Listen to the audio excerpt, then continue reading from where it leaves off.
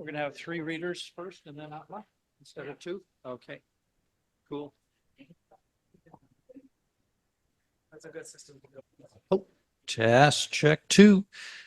Okay, why is there that kind of weird line? I don't know what's going on. Oh wait, I did. Oh yeah, I wasn't sure. Oh, I know what it I is. forget how I do it. That's what it is. But this time we'll do it. Normally it's just 2, and now you'll remember that. Thanks for reminding me that. We'll stay with 3 though. We'll see with 3 this time. Okay, okay. Okay.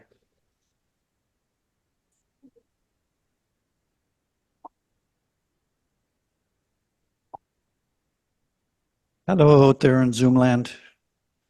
Hello. Hey, Kathleen, thank you so much for that book. That was Oh, you are welcome. it was waiting for me when I got here. Just Oh, super. Yeah. Oh, super. a very nice Magic. description That's so and, magic. great picture of you. No, I rebelled against the headshot. Yeah, no, that was great. Kind of looking almost like you're ready to pounce. That's perfect. Well, that's a nice job they did on that journal, though. I mean, and gave everybody photos with their stories. That's really exceptional. Oh, yeah, I thought they did a super job and in record time. Yeah, yeah, yeah. Those folks in Manitoba, they know what they're doing when it Yes. comes to the arts. They're Yes. better than we are out here. They're quicker at doing stuff.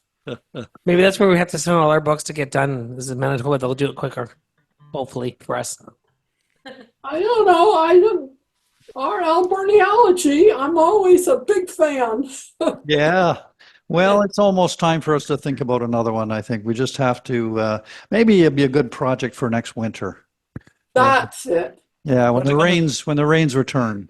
Yes. But change it to the Electric Mermaid anthology. We're going to use the word Electric Mermaid. Oh, yes, of course. A mermaidology. Yes.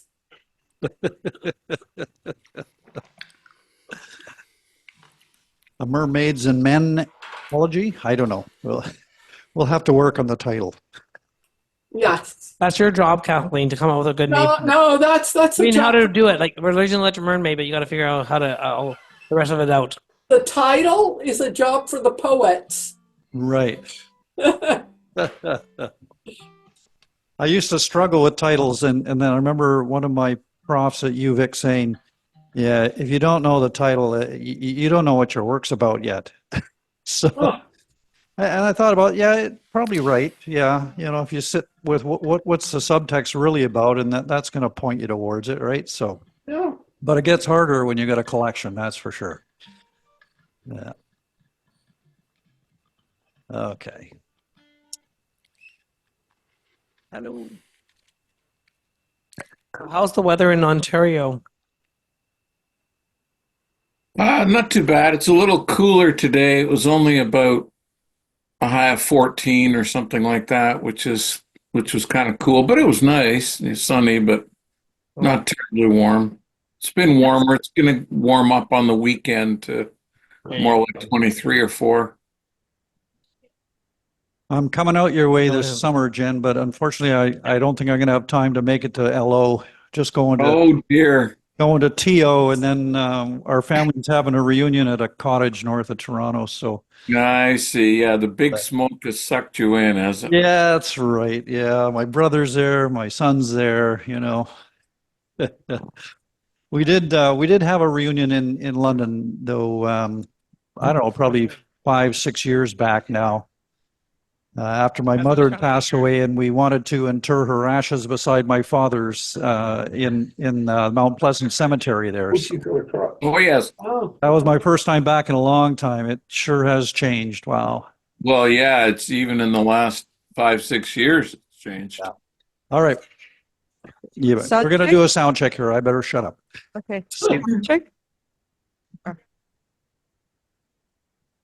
Okay. Yeah.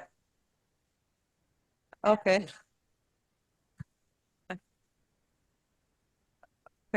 No, please don't adjust that. Is this too close or? Am I too close to the mic or is it No. good? Closer. Any Closer is even closer? better. Yes. Like this? Yes, that's better. Okay, good. Yeah. Why is it tilted? So completely tilted. Okay, good. Yeah. Okay, can you leave? Yeah. Can Zoom hear me? There's something- Zoom, could you hear Atma? Okay, just say a few words. Yeah. Okay, yeah, someone is king. Thumbs Give up the from thumb. Ken. Okay, and Um, all right. Hi to Gibsons, Yeah. Kathy, David, and to everyone else. too. Yeah. Yeah, they're taking It's nice turns to from see some Gibson's coming people to. Yeah, from, that's Yes. my Only hometown. so many people can leave. There must be a rule on that. Two leave. Two have to leave at this time. Two have to leave the next time. Yeah.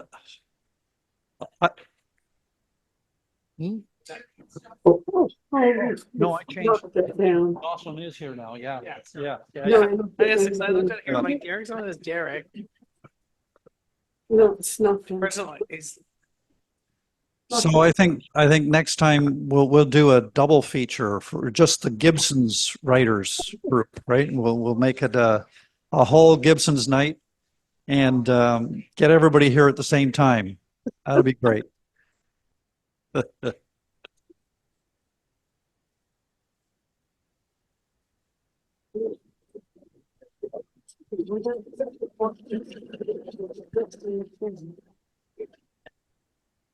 No.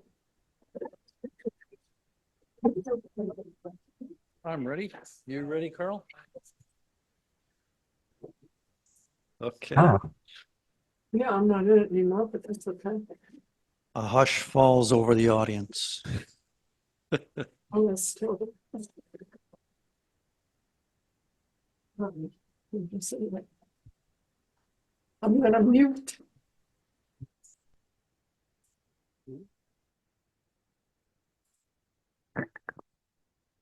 email today. Oh, okay. Literature Mermaid Emcee Derek Hanebury is a Alberni writer of poetry, fiction, and creative nonfiction, who taught writing here at Northland College for many years. His new book, Something Else, is already out. Thank you, Karl, and welcome everybody. Yay! Another round of Electric Mermaid. We've got a pretty healthy in-house audience here, and we have our feature Atma here tonight. So looking forward to that, and looking forward to all the open micers. And so great to see everybody out in Zoom land again, joining us and bringing your talents to bear.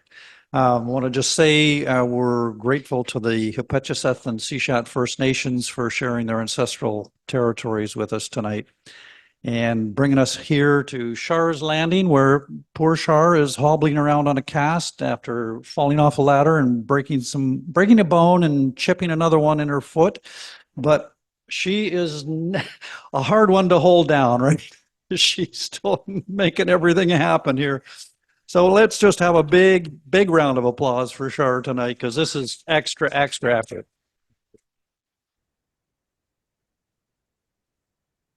And for those of you who missed it, we had actually a fun night here a couple of nights ago. Rochelle Mecca and friends took the stage, and she launched her latest book of poetry and had some musical accompaniment to her poems. It was fabulous night. We had a really good time, and we should do more of that, where we just dedicate an evening to a launch. So keep that in mind. You don't have to just be a feature. We could do a whole launch. Who knows? We'll see. Yeah. So big thanks to Karl, of course, for moderating and getting everybody all lined up and keeping us on track tonight. And to Sheila, who's just coming out with another. Oh no, she's back at the bar still. And we're always grateful to the people who come here in person and lend their energy, but the Zoom folks make it what it is, this hybrid experiment that keeps on going, and the carryover from COVID that I love so much. So it allows us to have such a greater range of material and diverse audience from all over the place. I love it. So we're going to get started tonight with we're going to do 3 open micers before Atma takes the stage, and And like I said, Atma's here live in the house, so we're grateful for that. So we're going to start off over in Gibson's with Kathleen, and who's can I show this on my? Oh, yeah, There you got a copy right there there. it is. Yeah, that's where the story that she read at her feature last month is in a beautiful little journal from the Writers Guild of Manitoba. Read it, Yeah. Yes. because it's in reverse. All right. Oh, it's in reverse. What does Look that at- mean? look at the Beyond screen. Boundaries 2. Okay, thank you. I thought tonight I'm down to the penultimate for this murder story. So penultimate, that looks pretty good. All right. Are we ready to round up the suspects? Heather opened the meeting by turning to Ruth Gallows.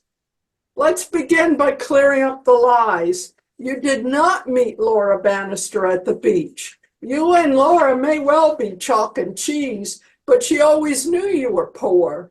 You can always tell rich people from poor people, because rich people always wear designer, even if they're swimming in their birthday suits. Harry looked so puzzled by this that Heather added, they wear a gold chain or some other item to parade their wealth. I think you met Laura Bannister when she was acting as legal advisor at a meeting of the Yamaha Housing Cooperative. You're a member of the cooperative, and Miss Bannister got you that caretaking job with her neighbor to give you a place to live until the co-op townhouses could be built. Aren't I right, Miss Gallows? So what? It's no crime to be a lady in my own townhouse instead of squatting in the corner of somebody else's mansion, is it? Ruth glared at them all. Harry turned to Laura. You were forming a land trust, just as you told us, weren't you, Miss Bannister? You were planning to buy all the nearby land that had once been parkland and now was being held for future development. Paradise Place with its mansions and cul-de-sacs was just phase one of what was intended to be a much larger development. What I don't understand is where you were getting all the money to buy the land. You might not know it, Laura said in reply, but the first community land trust was started by Black people in Albany, Georgia, to help Black farmers. So when Dallo Moore approached me and asked my help with forming the housing cooperatives, I could see how we could also buy all the remaining land in the development and preserve that as parkland, as well as build much needed housing. I wasn't being completely truthful with you either, Dallo confessed. I was as much a workaholic as my husband. It was only when he died that I realized the futility of that life. That's when I decided to pour all our money into this project, and I solicited investments from our former business associates as well.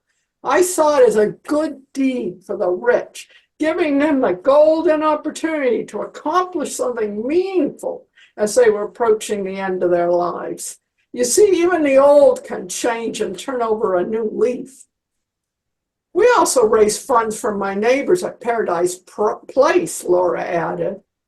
I can just imagine them all rubbing their hands together in anticipation of their mansions appreciating in value once they were surrounded by parkland instead of other mansions, Harry interjected cynically. You're probably right that some of my neighbors saw the benefits of pulling up the drawbridge behind them, but others were undergoing a change of heart. Even the rich can change, Mr. Bloom. Why, even lawyers can change, Laura added with a grim, determined smile. Okay, but what about the plumber? How do you fit into all this, Mr. Torres? Where do you think I live, Mr. Bloom? Well, I'll tell you, down the cul-de-sac from Laura. I'll have you know plumbers make heap more money than lawyers these days, and many of us would rather have wooded paths with natural drainage than concrete culverts. To the members of the housing cooperative, mansions would be nothing but an eyesore. They want to look out in a park, Dallo added. But key to this case was figuring out what McSweeney had got to do with all this, Heather observed. I think I can explain a connection. Correct me if I'm wrong. Leon McSweeney didn't just own the floristry shop. He also was the main investor in Paradise Developments, and he was determined to block the sale of its property, the land trust. With the cost of construction going up and labor in short supply, the other investors were happy to sell. But McSweeney had a dream of endless cul-de-sacs of mansions filled with beautiful cut flowers, all from his shop. And he was determined not to give it up, even if his life depended on it. But Harry, we didn't understand the significance of the orders of flowers that everyone received from McSweeney's shop until Little Bloom knew their moment had come. And that's the penultimate. Oh, no. Okay. Time is 5 minutes. So are we going to find out next month? Is that, Yeah, thank Okay. heavens. I guess you're not leaving us there. That's good. Anything happens to you, I don't know. It's already written. That was great. All right. Well, we'll look forward to hearing how this all winds up, Kathleen. It's going to be interesting how you pull this off, but I'm sure it will be definitely quirky, creative, and uniquely yours. So Oh, you're too kind, Derek. we'll look forward to it. Thank you. All right. So we're gonna, we're coming into in-house, and Victoria Roscoe-Roumanis is going to share something with us. We've got her on the second slot.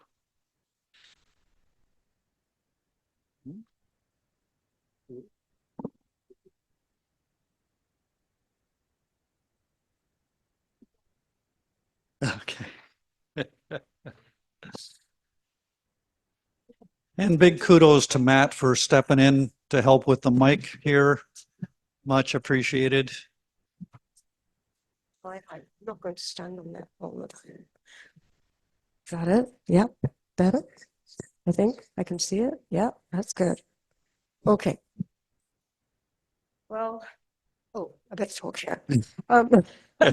I brought my soapbox with me. It's not actually a soapbox, because I didn't have a soapbox, but I'm just going to stand on it because these two pieces are actually the things that I advocate for. I'm really so fond of these particular things actually getting changed.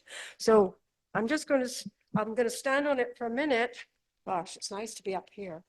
And I'm not going to stand it because I don't want to fall off it. Okay. So, all right. The first piece I've called The Tooth of the Lion. European immigrants in the 1670s are responsible for the introduction of the tooth of the lion.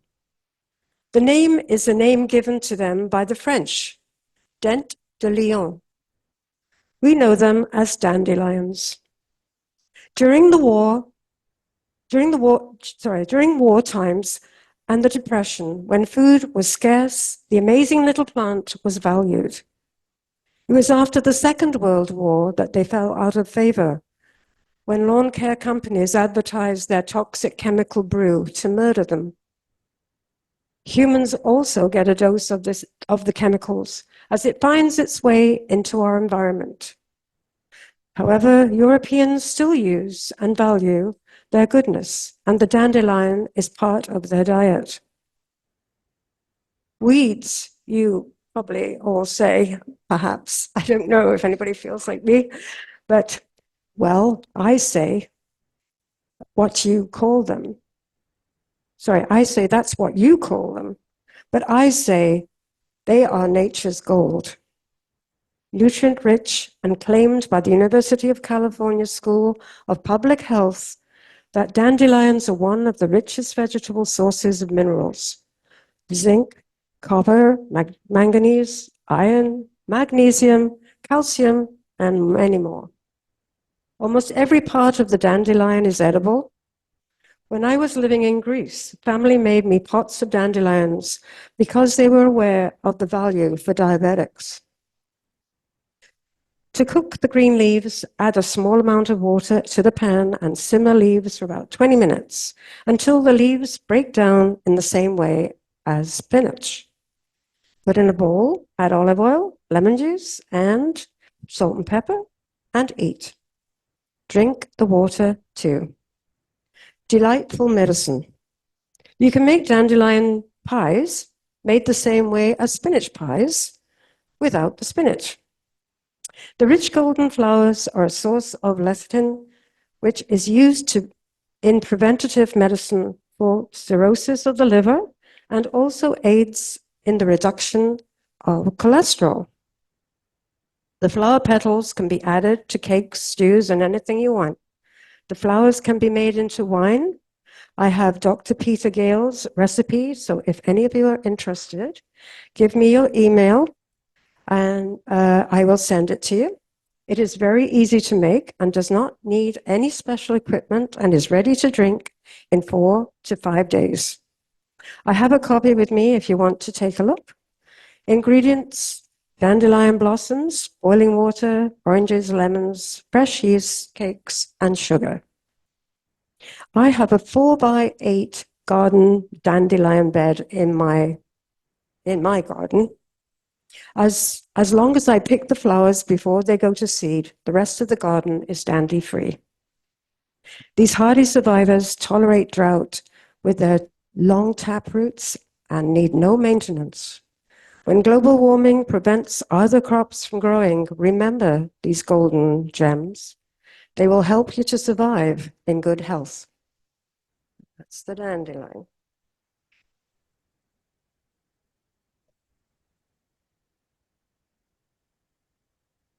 I got a little poem to start off the next one. The Paths of Pilgrims. I visit my son in Arizona in the desert, and this was on one of my visits at the monastery. The Paths of Pilgrims. In a monastery garden, the leaves, seeds, and flowers fall, blown to the ground by warm desert breeze. In the calm of the morning, the black-robed monks report for duty. Armed with the power to disturb the silence, the demon machine revs and hums, a knife to the ears, blowing fallen leaves from the paths of pilgrims. Oh, please, Lord, silence in the sanctuary. And just a little bit again in my little documentary here. I gave a copy of my poem and actually this information to the abbot. They now have an electric leaf blower. Do you know leaf blowers and all two-stroke engines are a large contributor to particulate matter in our air, especially in summer? The high-velocity jets in leaf blowers blow into the air many toxic elements, including dust, salt, lead, arsenic, mercury, pesticides, fertilizers, fungicides, rodicides, herbicides, fungi, dirt, ash, mold, spores, and fecal matter. Is that enough to worry you? Approximately 5 pounds of particulate matter per leaf blower per hour are blown into the air and can take hours and even days to settle. These particles aggravate allergies, also contributing to cardiac conditions such as arrhythmia, and can cause heart attacks, strokes, and lung disease. The high noise level is damaging to hearing, not to mention the disturbance of the peace. As I say, the monastery now has an electric leaf blower. According to the California Air Research Board, the pollutants emitted when using a gasoline-powered leaf blower for half an hour are equivalent to those emitted from 440 miles of automobile travel at 30 miles per hour average speed. Compared to an average large car, 1 hour of operation of a leaf blower emits 498 times as much hydrocarbon, 49 times as much particulate matter, and 26 times as much carbon monoxide. The manufacturers of this equipment have obstructed changes in air pollution regulations and restrictions for many years. They have a lot to lose. What do you have to lose? It is your health that is at risk. not their bottom line. You can take the easy way, throw away the rakes and brooms, and at the same time blow away your health and that of your neighbors. It's your choice.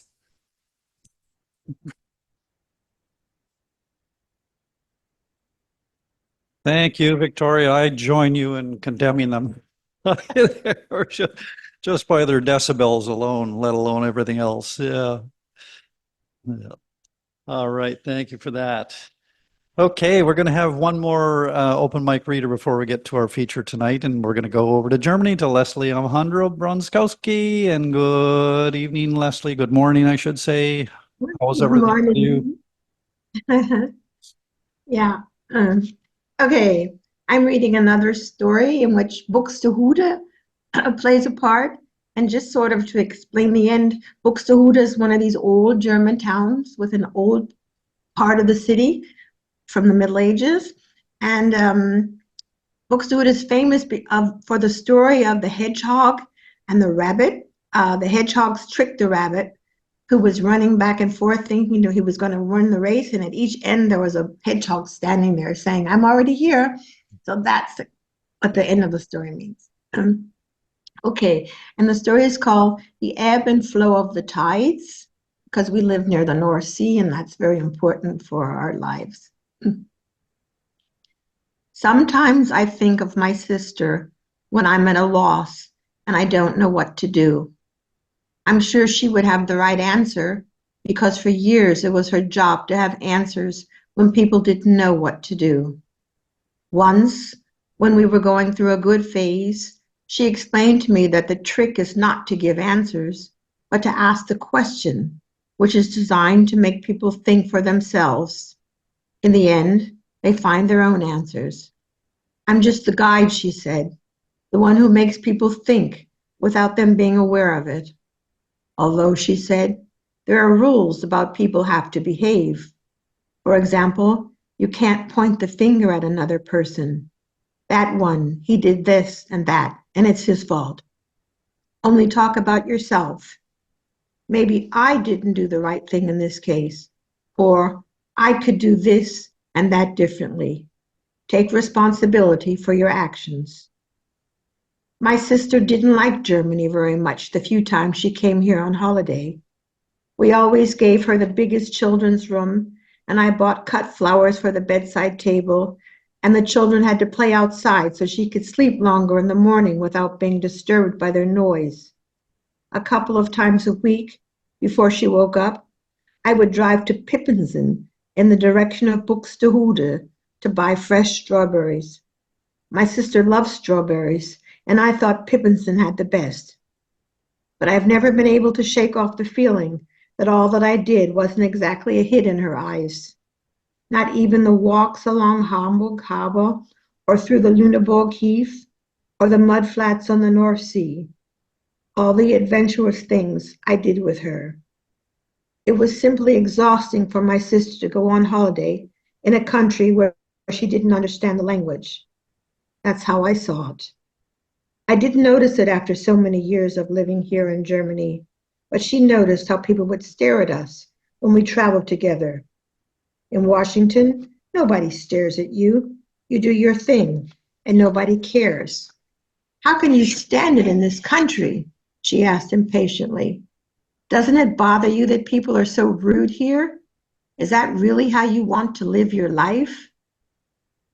Today I realized that this was her way of asking questions. She remained a professional, even with me. If I'd thought about it before, instead of being offended, I would have realized that she wasn't trying to hurt me. Sisters have their fixed roles, and we're no different. She, the older sister, was just trying to nudge me to think. Where do you want to go forward with your life? In October, when daylight saving time ends, we turn the clocks back an hour and relive the hour we just lived. We've gained an hour, we say, but that doesn't work in real life. In real life, you can't turn back the clocks, run backwards to another time, and start again where you left off an hour, a week, or years ago. Life only goes forward. My sister was always the older, calmer, more cautious one of us, who meant well with her advice. I just didn't take it most of the time. Summer is taking a long time to arrive this year. It will be June before the strawberries appear on the market, and even then it will take a while before they have the right sweetness for me. Ever since our summer together, I can't eat strawberries without thinking of my sister. In my mind, I write her a letter inviting her to visit us again here in the Nordheide. This time, we'll take a walk. I write to get to know each other again. After such a long time, I'm sure we have a lot to talk about, the American sister and the German sister. I can see us sitting in the garden, still on the old chairs, and it's dark before we finally get up to go back into the house. You can't even see the faces, it's so late. Which sister is which? There was only one place in Germany that my sister liked. Books to what? She asked as we got into the car. Books to Hody? It was towards the end of her visit, but not in the way you might think. A couple of hedgehogs spending all afternoon tricking a rabbit? How silly is that? An old town with narrow streets and half-timbered houses? Why did they build the houses so crooked? I suggest we go to an Italian restaurant in the old town for an ice cream. Signora? The woman asked. My sister's on her own with this one. I don't know all the flavors. When do I ever have the time to go out for an ice cream? Einmal Zitrone im Becher, says my sister, in perfect German.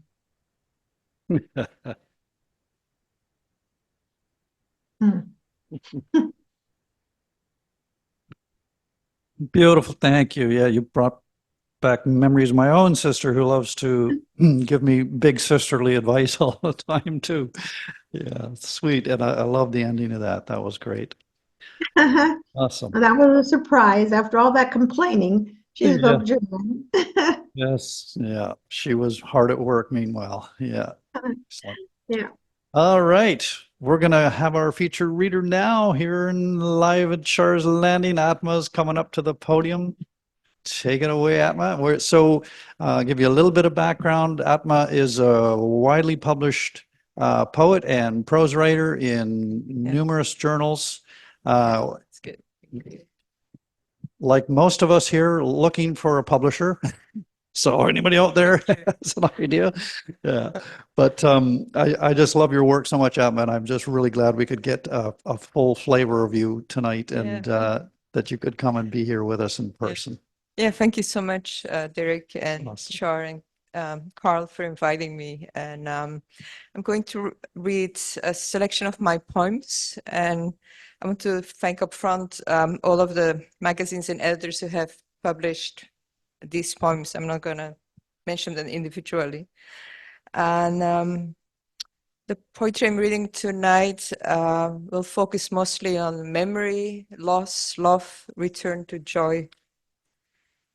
The first poem is called Horses of the Black Madonna. And a Black Madonna, it's kind of a very specific thing in Europe. There is, I think, 2 or 3 of them. They're small statues.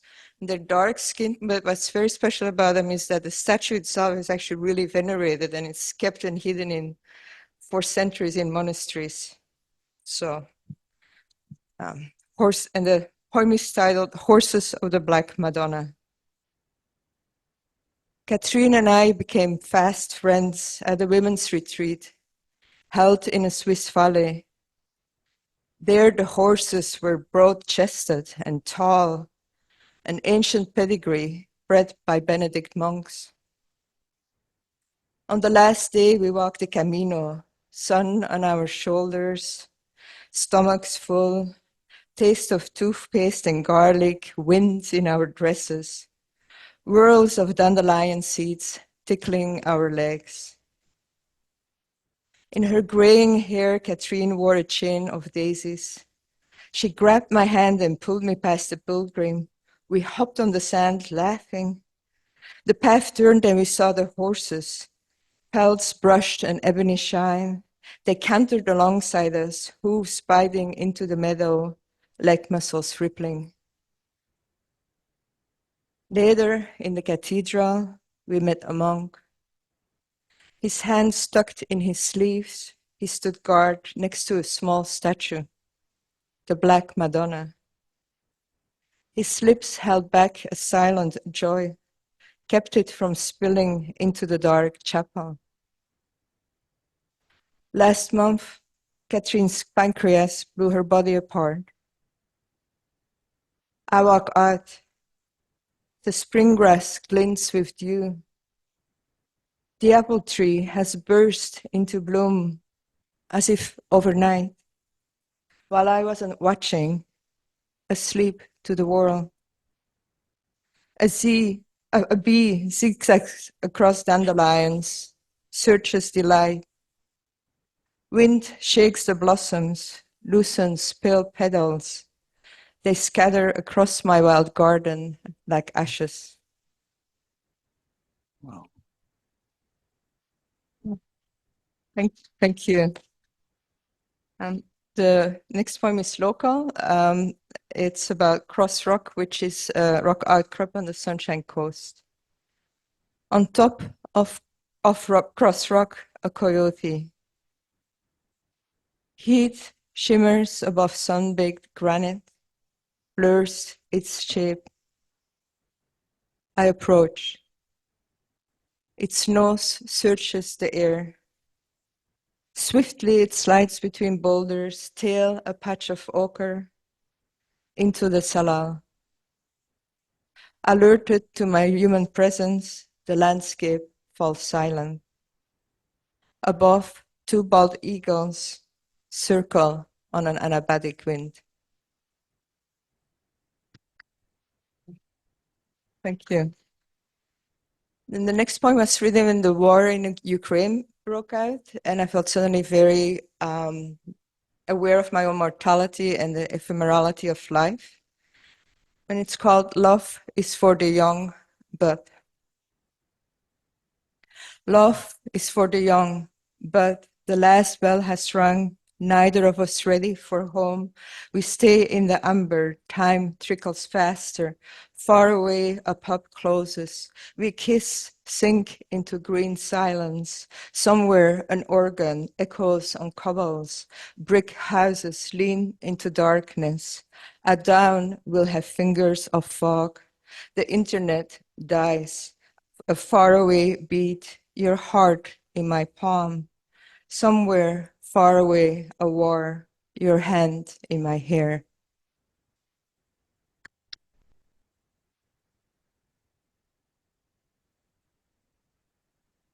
How joy has driven its roots into me. I could tell you about the first strawberry of the season, the surprise when the flesh broke under my teeth, wielding its sweet flavor. How there's only one ocean, called by many names. How sometimes a bald eagle will pause on a beach, talons gripping the pebbles, a breeze in its brown feathers. How the color of dusk is the same wherever I am, a specific blue between cobalt and ultramarine. How the absence of pain fills me with light. How for days I've been carrying stillness. How I woke one morning, my tendons no longer tender and bruised, humerus no longer grinding against my scapula. How rain was soaking into dust, turning a desert into a field of fragrant color, insects above the sudden blossoms. How I became all tongue.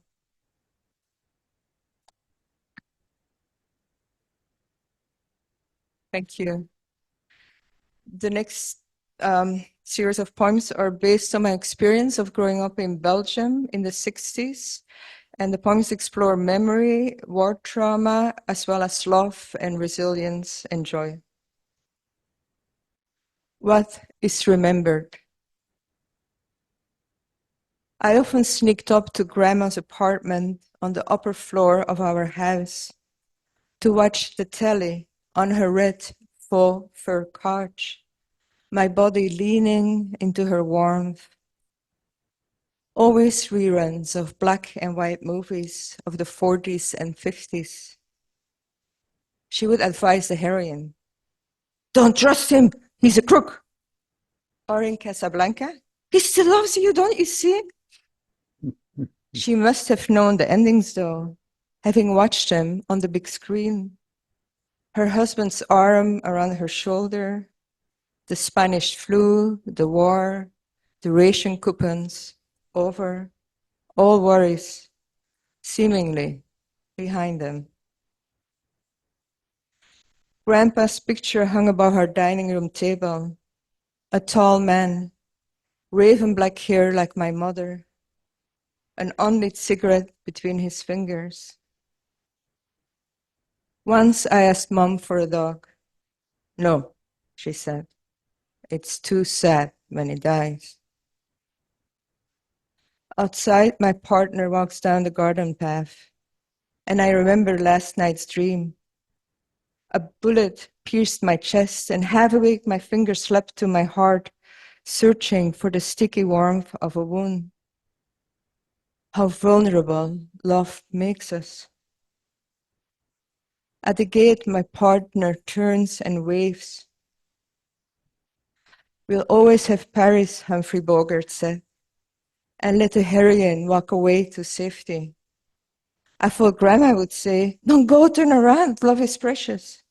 But she just squeezed my hand.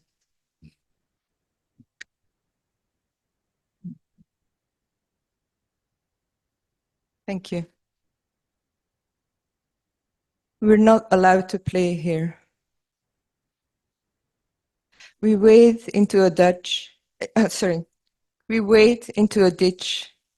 Murky water pushes against our wellies. We hold empty jam jars and hopes of treasure, dragonflies, rocks, and giant spiders. This is our cousin's paradise. These fallow fields where tall grasses sway feathery heads and earth smells of rot decay. A frog fills its cheeks. Its damp body squirms between my hands. One foot wriggles out between my fingers, reaches for the reeds, the marshy water. We marvel at its orange belly, bumpy green coat, its fingers splayed against the glass. We walk on through thistles, dandelions, poppies, and the flowery spikes of plantain. The wind carries an acrid smell, and we look over our shoulder at the thin plume of smoke. It's just a landfill, our cousin says. It catches fire all the time.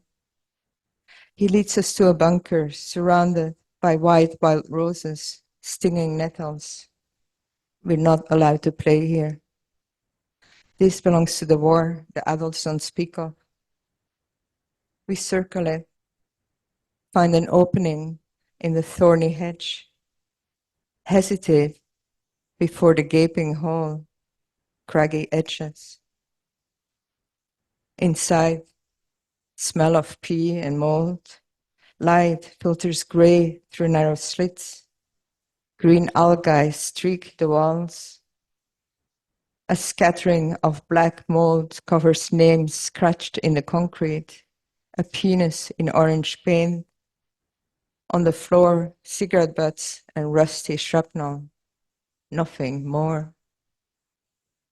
Cold seeps into our skin. We can't hear the croaks of frogs, nor how the rain hammers the muddy land. We run outside and shake our arms or let our laughter ride on the wet wind.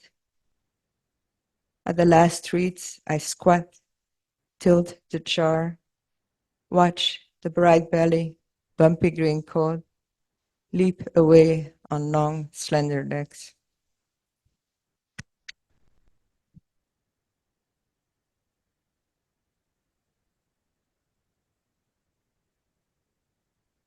Jacta alia est. Most evenings, my father's family played board games. Blackout curtains drown, a single candle, the red glow of coals. A community divided by war, collaborators against resistance fighters, neighbor against neighbor. Dice tumbled onto the table, my father's face filled with the pleasure of random luck. Outside, the town held its breath. Even the nightingale was silent. Until the siren screamed and death took your childhood, or the boy you played marbles with at recess. Either way, you lost.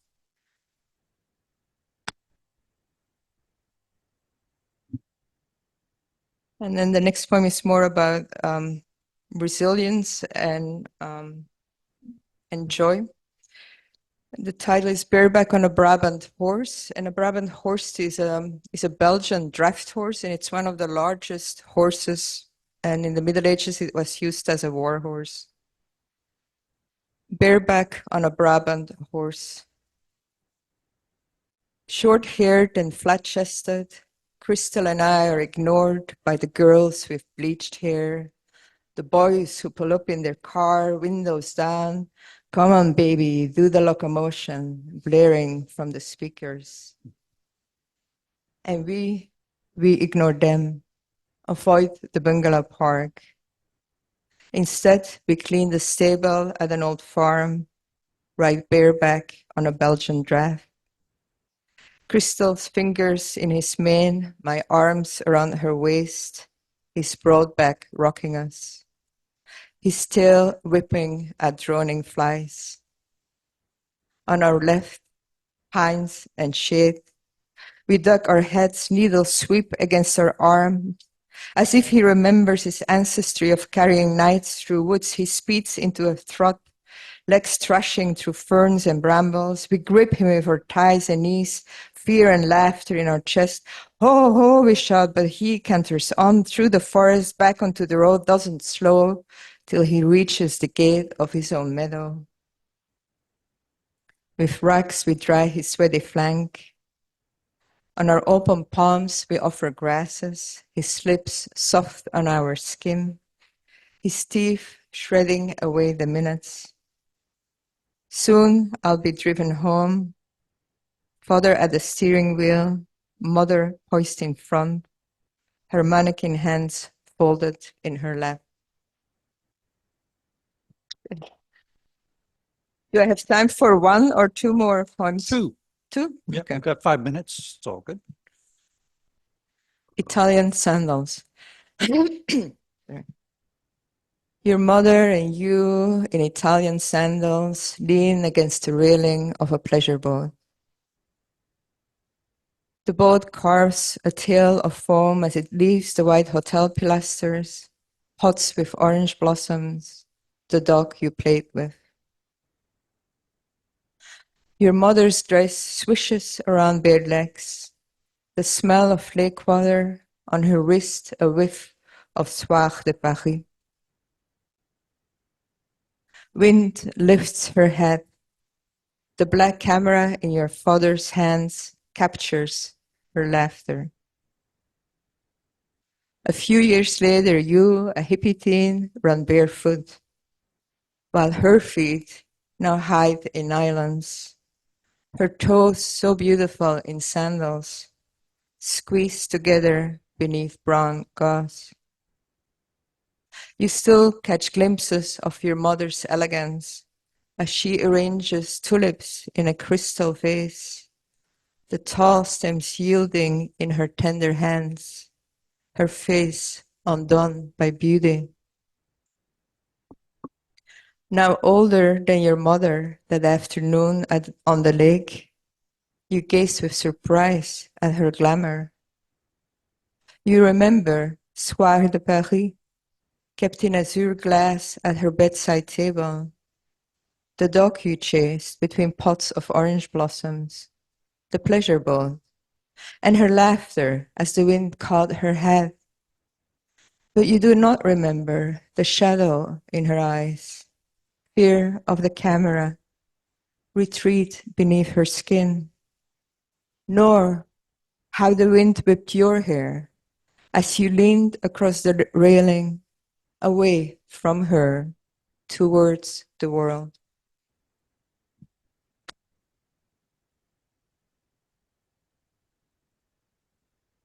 And then I have a very short poem to end. It's called Joy. When I was small, a monarch landed on my palm. Its wings folded open, the tiny legs tickled, while I stood still, sun on my face, my fingers tingling with desire to capture this dazzle. Like I now want to curl my hand around this moment of sitting at my desk on a cloudy afternoon, and outside the old cherry tree is filling his arms with pink. Thank you. Beautiful.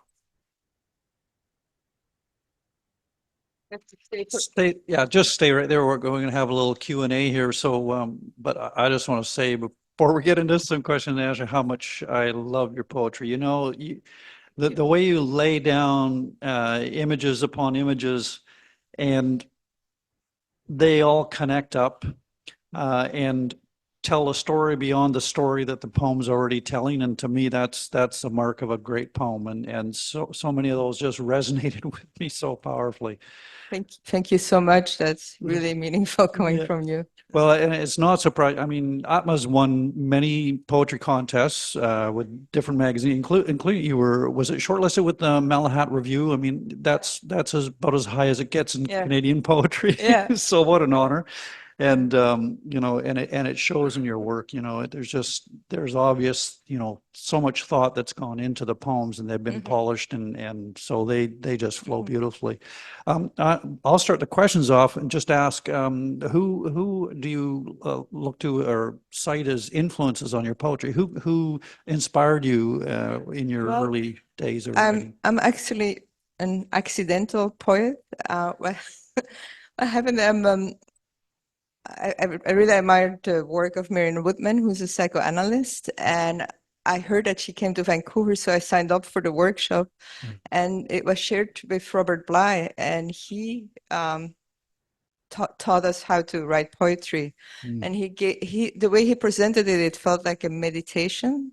He made it very simple. He said you take an image and then you follow the words the way you would like roll up a ball of wool until you come till it leads you somewhere.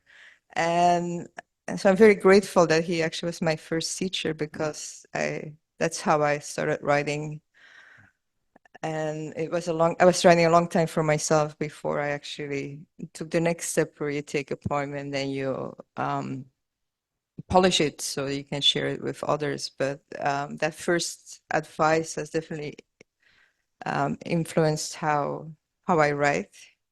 Another big influence is I've been taking classes in London with Wayne Holloway Smith, who's a very he's a postmodern poet, and he talks a lot about juxtaposing images and having them rub up against each other. So I think those are my two biggest influences. Beautiful. And then of course all of the Canadian poets, all of the nature, but there are really too many to name. Yeah.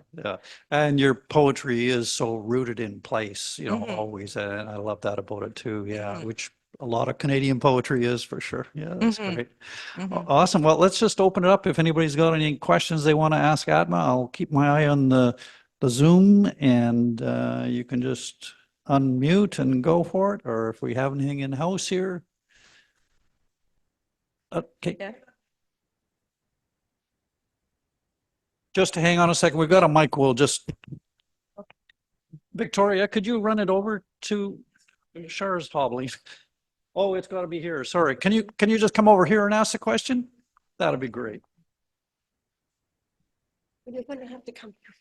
Sorry. I can't go very far. No, I haven't got a question, but you have. Yeah, I was just wondering when you were talking about Belgium and the blackout curtains, what era is that? About Belgian and what? There were blackout curtains. I didn't know what Oh year. no, that was a poem about my dad's experience in the 1940s. Dad's experience. Okay. Yeah, I wasn't sure. I Yeah. got a little confused there. yeah. Thanks for. I should have mentioned that. Okay, Thanks thank you. for asking that. Yeah. Well, it's poetic license. You're allowed to jump time and do whatever you. But yeah, those poems that invoke the war memories and that are really super powerful Mhm. invocations and very timely for sure. I think Victoria's got a question or Matt's got a question. Matt's got a question. All right.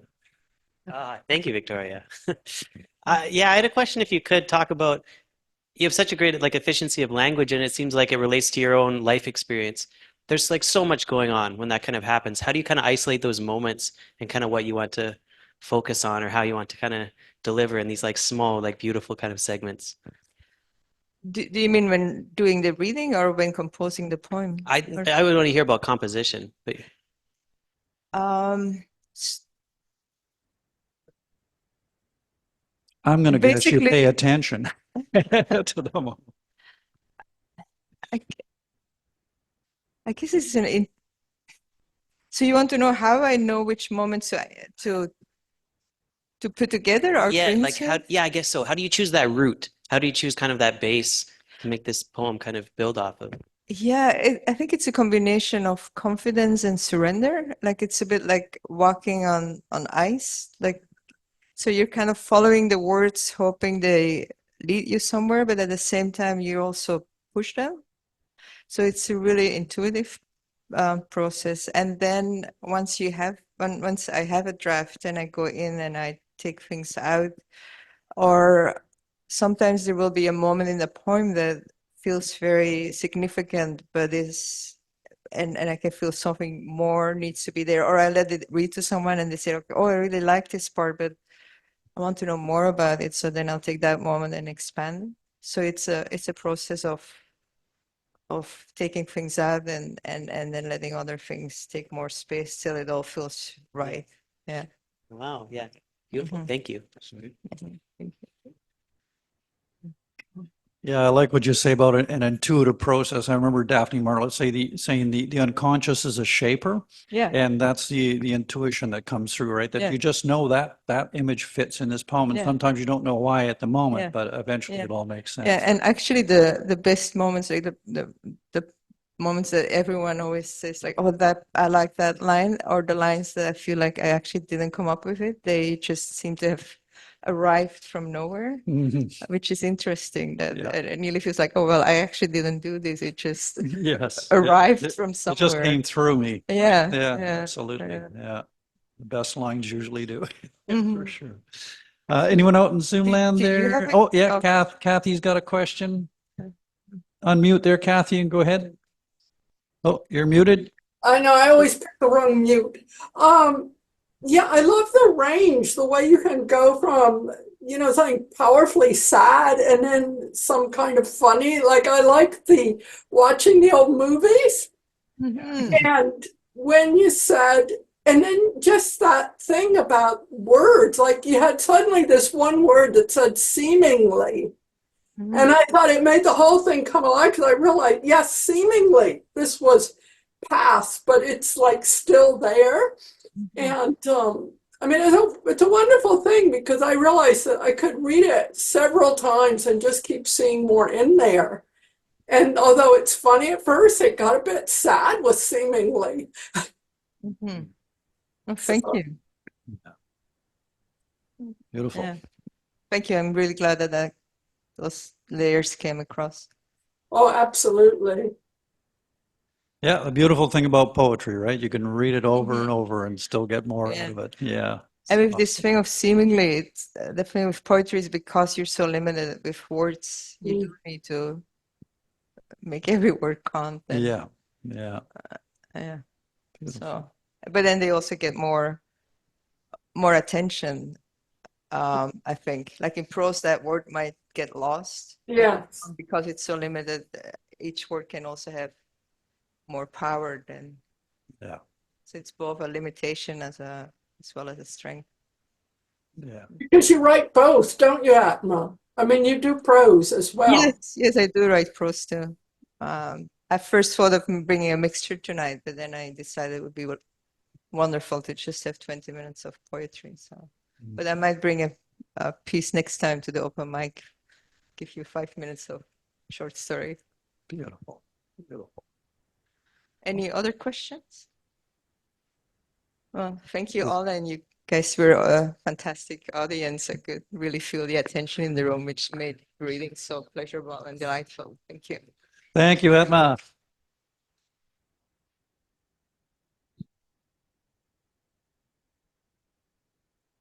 All right, we're going to go back out to Zoom land to your comrade in writing arms there in Gibson's, and David Kipling is going to share something with us. Right.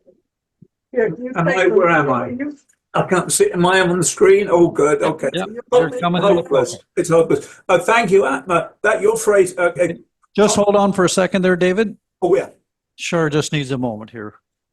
What? Yeah, we all need a moment now and then.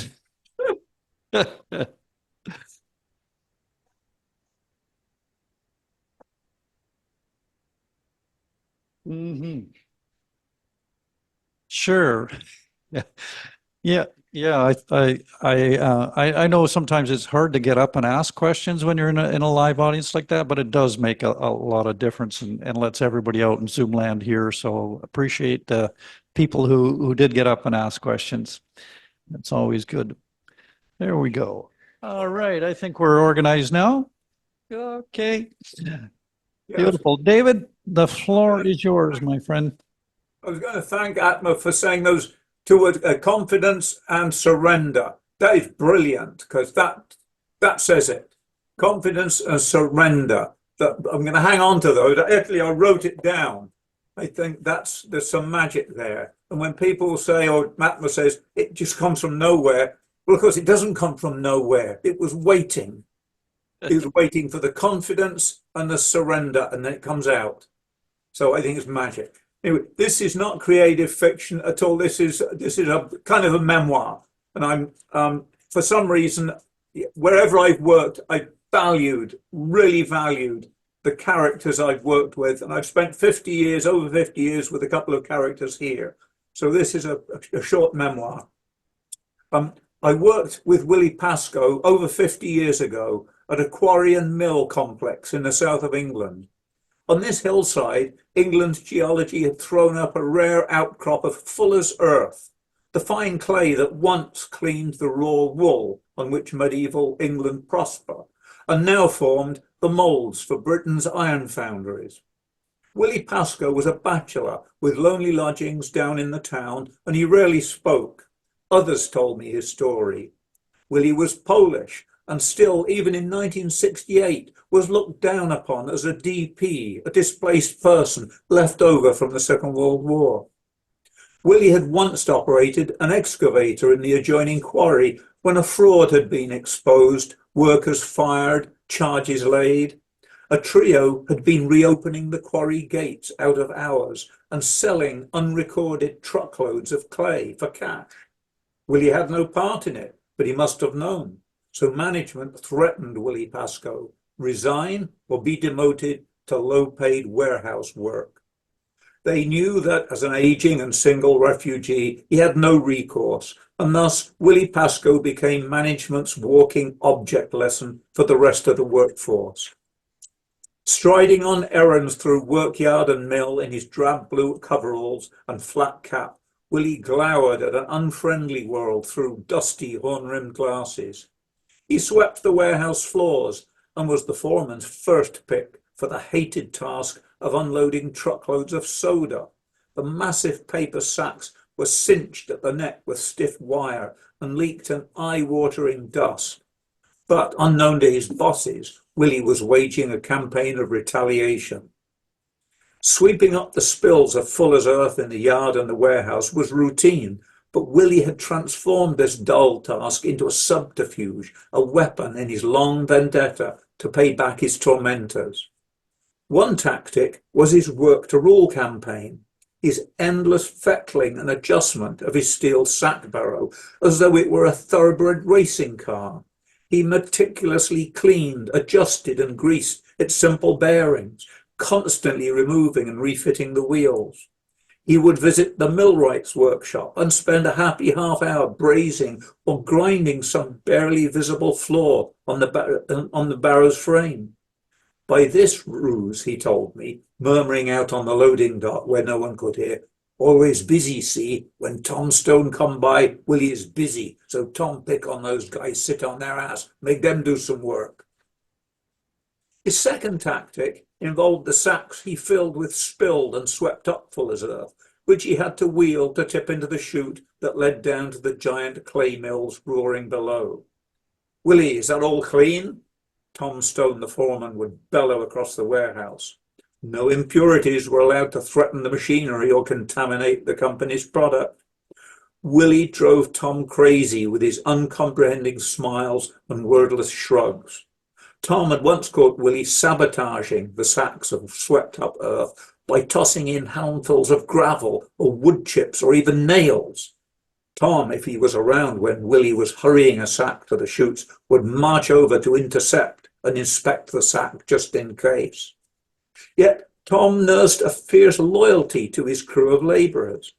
Obi, a Jamaican man, Obadiah Facey was his name, Obi sang gospel songs as he loaded trucks, an outward show of optimism to compensate for England's racism. One day, Obadiah was sworn at and jostled by a customer's truck driver, whose truck Obi was loading. Startled, he had fallen with his heavy sack. Tom Stone ran over and stopped the conveyor belt and ordered the crew to unload the truck again. Then Tom sent the driver back to his depot empty and phoned the man's dispatcher to announce that none of that company's trucks would be accepted until that driver returned and apologized. Next day, the scowling man returned and was required to shake hands with Obi and apologize in front of a hastily assembled loading crew. Tom Stone, a resented taskmaster, earned some reluctant admiration that day, especially as we all knew that Tom himself did not much like black people. Willie's work had become happily occupied by his crafting of these Trojan horses and by his enduring attentions to the gleaming barrow. Willie Pascoe had found a powerful compensation for his statelessness, loneliness, and humiliation at work. He had found his own dignity. His labours were secret and glorious deceits of all overseers and superiors. "Bastards," he grinned, "bastards," and squeezed my arm in private joy on my last day at the warehouse as I made my farewells.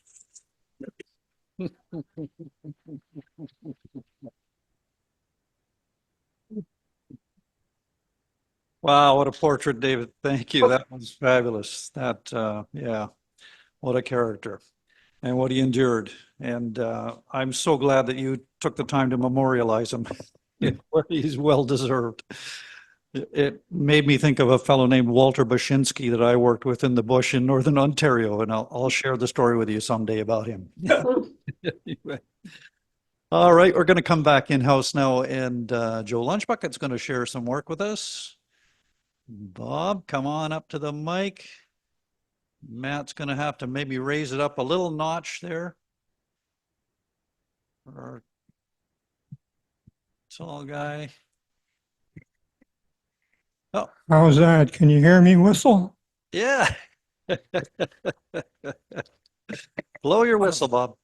We're temporary creatures and must feather our own bed and plan how best to earn our daily bread before we wed.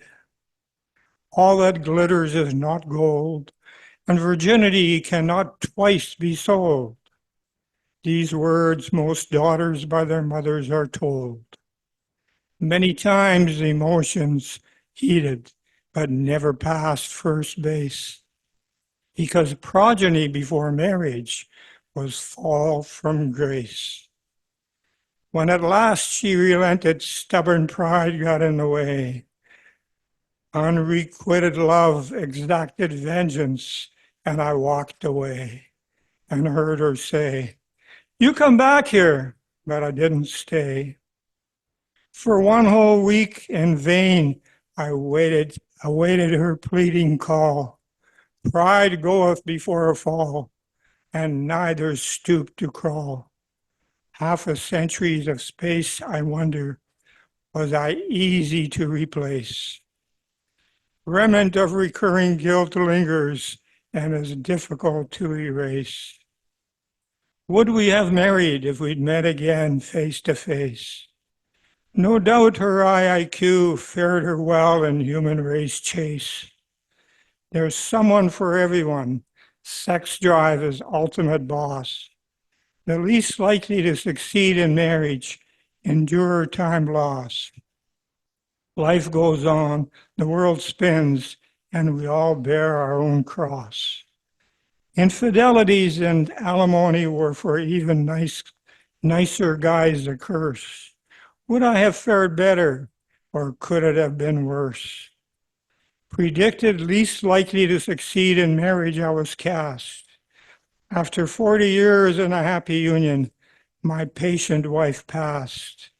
Did I luck out because she endured and made it last? Wow.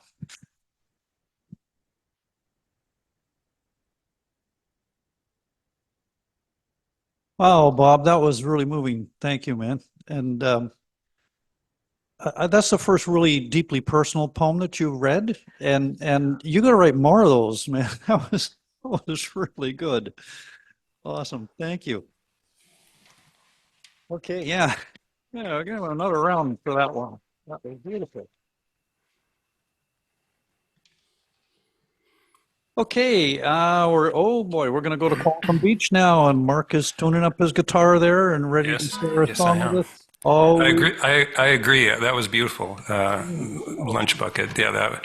And also, I should say, David mentioned that I wrote also down unconscious or no. I wrote down confidence and surrender. I did the same thing. And the other thing I should say is I'm a bit beleaguered because Peter Paul and I are going on tour at the end of June. Hey, so hey. we're not going to be here for the end of Kathleen's story. Oh no! This is a great tragedy. God, that Char records it. Well, that's right too. That's right. Okay, there's hope. Okay.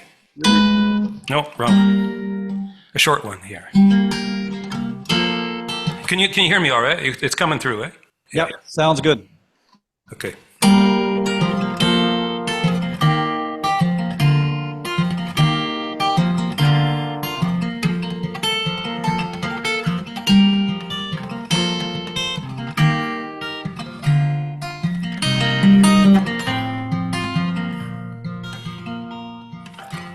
She liked to read with her dad,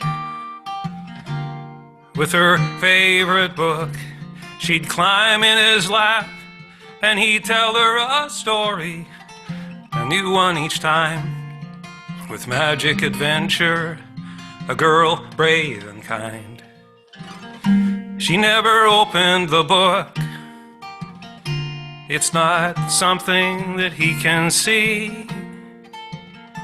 Still pictures formed in her mind, like love planting a seed. We are who we are by twists of fate. At some point we might choose who to love, who to hate.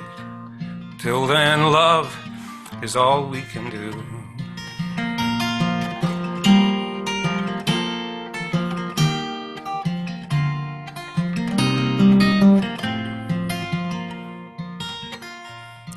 Her dad lost his sight before she was born.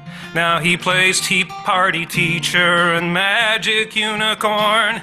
She loves him for that and the sound of his words, the smile on his face, the smell of his shirt. She moves his slippers off to the side. She learned he might trip on them otherwise. She doesn't know what a blind man cannot do. She holds his hand because she likes to. We are who we are by twists of fate. At some point we might choose who to love, who to hate. Till then, love is all we can do. Till then, love is all we can do.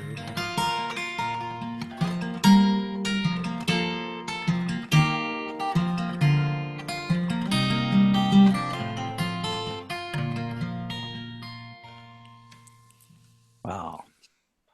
There we go. All right. Thank you. Wow, Mark, thank you for that. Oh. It's I don't know a theme that's going on tonight, but just you took us into our heart space so deeply there, and Bob's poem did, and Atma's poetry did. I don't know what's going on, but anyway, it was beautiful. Thank you very much. Thank you. Awesome. Okay, Dean is here. Yes, Dean is live in the house, and he's our next open micer coming up to the mic. You must have slipped in when I wasn't looking there.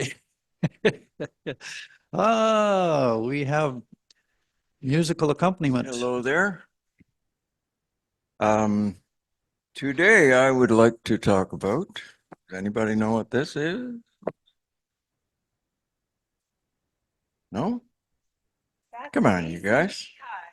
It's Oh, what? mason bees. Yeah. It's a mason bee house, yeah. Yeah. Yep. Mason bee house. So my latest hobby. Mason bees are the indigenous bees in North America, and the honeybees, bumblebees, all those bees are imports. Foreigners kick them out. And as most people know, the honeybees are in trouble because of pesticides and loss of habitat and diseases like varroa mites and so on.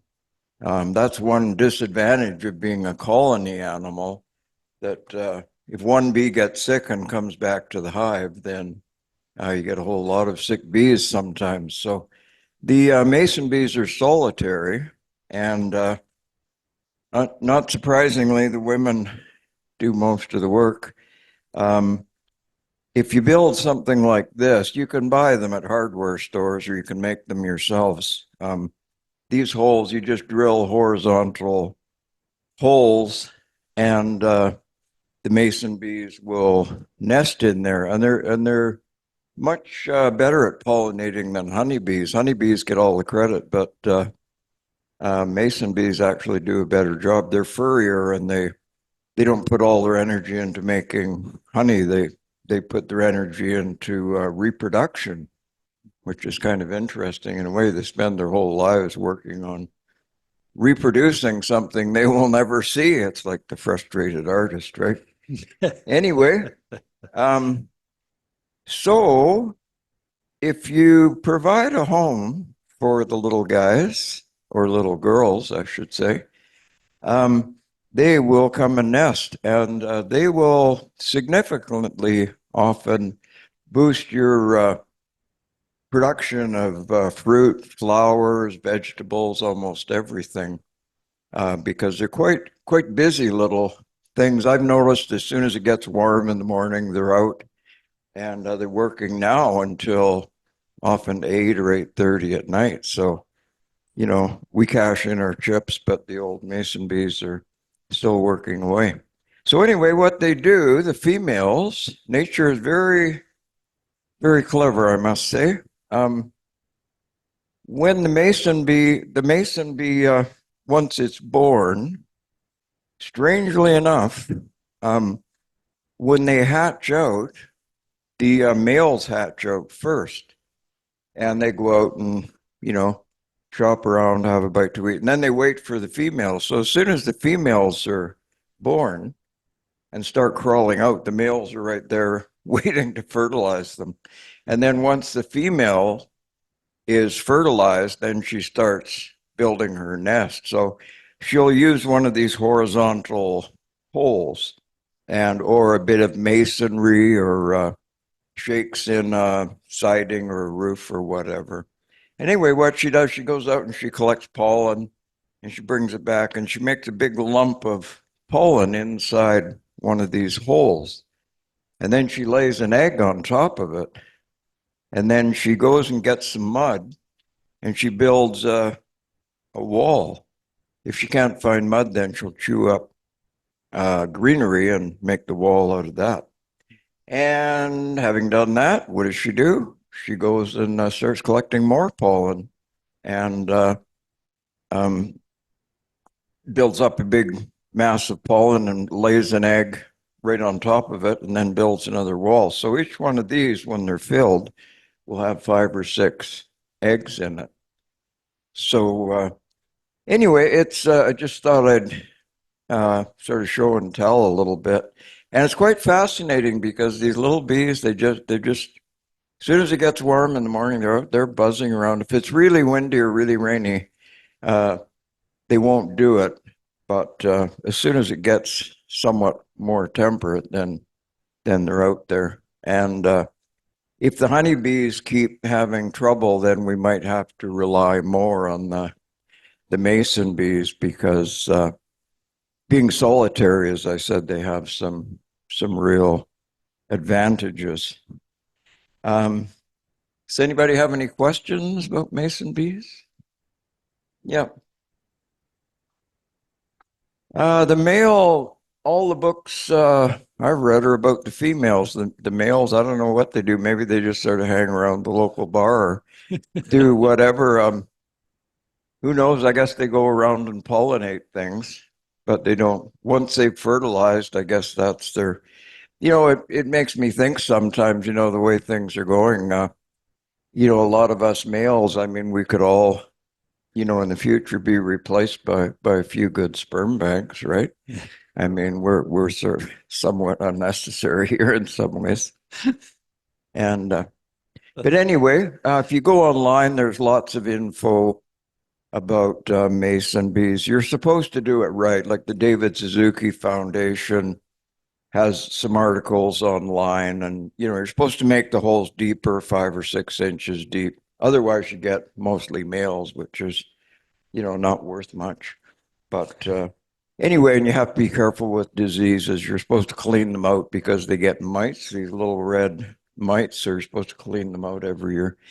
But anyway, I find it's a fascinating hobby, and you can, kids like it. They can roll up tubes and put them in, using tracing paper or something like that.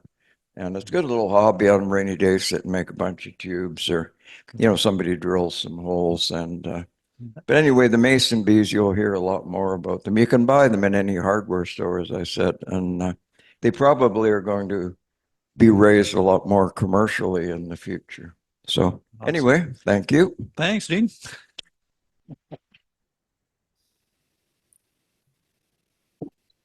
Derek, could I jump in? Sure.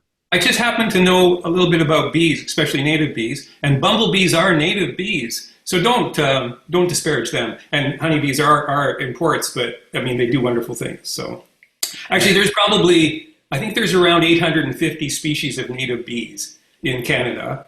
Wow. There's a lot of them. And Dean is right. Go for at least 6 inches depth, and you want to get the right diameter of hole too. So yeah, but there's resources on that. It's a really great thing to do. So here for promoting native bees. I'm all for it. Absolutely, yes. Awesome. Thanks, Mark. Thank you. No one can go home tonight saying they didn't learn something. That's that's fabulous. All right. Okay, our next we're going out into Zoom land and Peter Paul Van Camp, getting warmed up before he goes out on tour here. So are you going to read some of your tour material here? Or I think I will. Yeah, this time next month Mark and I will be in Sherwood Park, Alberta, in someone's backyard that we haven't met yet. But they're going to put us where we can do a show, so that'll be quite nice. And we have 9 shows together, plus I have one on my own on this trip. So it's going to be a hot diggity dog situation. I'd like to start off my portion of this entertainment. I've got 2 pieces, this one and a shorter one to conclude with. This is called Long Live the Difference, and it comes out of my experiences in Montreal and elsewhere where French is spoken. And it begins with a historical note. And gosh, I almost forgot to put on my beret. Hey, okay, now we're ready. The last surviving member of the Lafayette Escadrille, Emile, wore a beard that had belonged for several years to the maitre d', Louis, at the Café Metropole. He, Louis, not Emile, had grown it in Calais. Then Emile had made the deal so he could wear this beard on Bastille Day. You know, I want to be a Frenchman and sport a boutonniere. Oh, let me know, esprit de corps with avant-garde confrère. I want to speak in double entendre and observe noblesse oblige. I wish to commit faux pas like a real enfant terrible. See me seated in a bistro, an old habitué having pie served à la mode, while I wore a négligé. Gee, I hope that's so. What? N'importe. I soon would take a nom de plume and with it get carte blanche, which might uncork the ooh la la for my pièce de résistance. Ah, how my speech would drip with nuance. I'd make some raconteur. My repartee would carry the day whilst ordering the hors d'oeuvre. Voila, how chic to be all nonchalance, to shrug and act blasé. Say, I feel I'd make a swell bête noire, or at least one's protege. And when I'd got done with being gauche, I'd show my joie de vivre and use French doors in my decor, which is de rigueur, I do believe. Then, with a sense of déjà vu, I'd taste pâté de foie with après-ski a rendezvous up to its denouement. Oh, see, that reminds me of an anecdote. It seems there was this couple. They were semi-bilingual. You see, he was from, I believe, Chicoutimi, while she hailed from somewhere in West Kansas. Anyway, they'd been having some sort of an argument over some bagatelle or other. And finally, well, he decided it was time to try and make the peace. So he said, "Ma chérie, je t'adore." "Oh, shut it yourself," she said. "You're the one left it open." Then, bon voyage, I'd bid adieu and toss my dear beret with the savoir-faire I'd shown where'er would appear in my résumé. For you see, it's always Frenchmen who seem so debonair, who speak of raison d'être whilst sighing, c'est la guerre. That's why I want to be a Frenchman, a real live bon vivant. To have, oh, how do you say, what's that cliche? That old, I don't know what. Just that close. Oh, that's it. There you go. Thank you. Thanks a lot. And now I'd like to close my portion, as I say, with something romantic, inspired by some of the foregoing, which has been so lovely to listen to. And this is called 1946, and I wrote it in 1982, looking forward to the time when, oh, by the way, I just came back from Winnipeg where I met my grandson. I'm in love.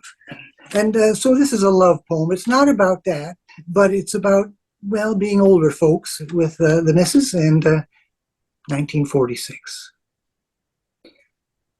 The lamp's out. It's late.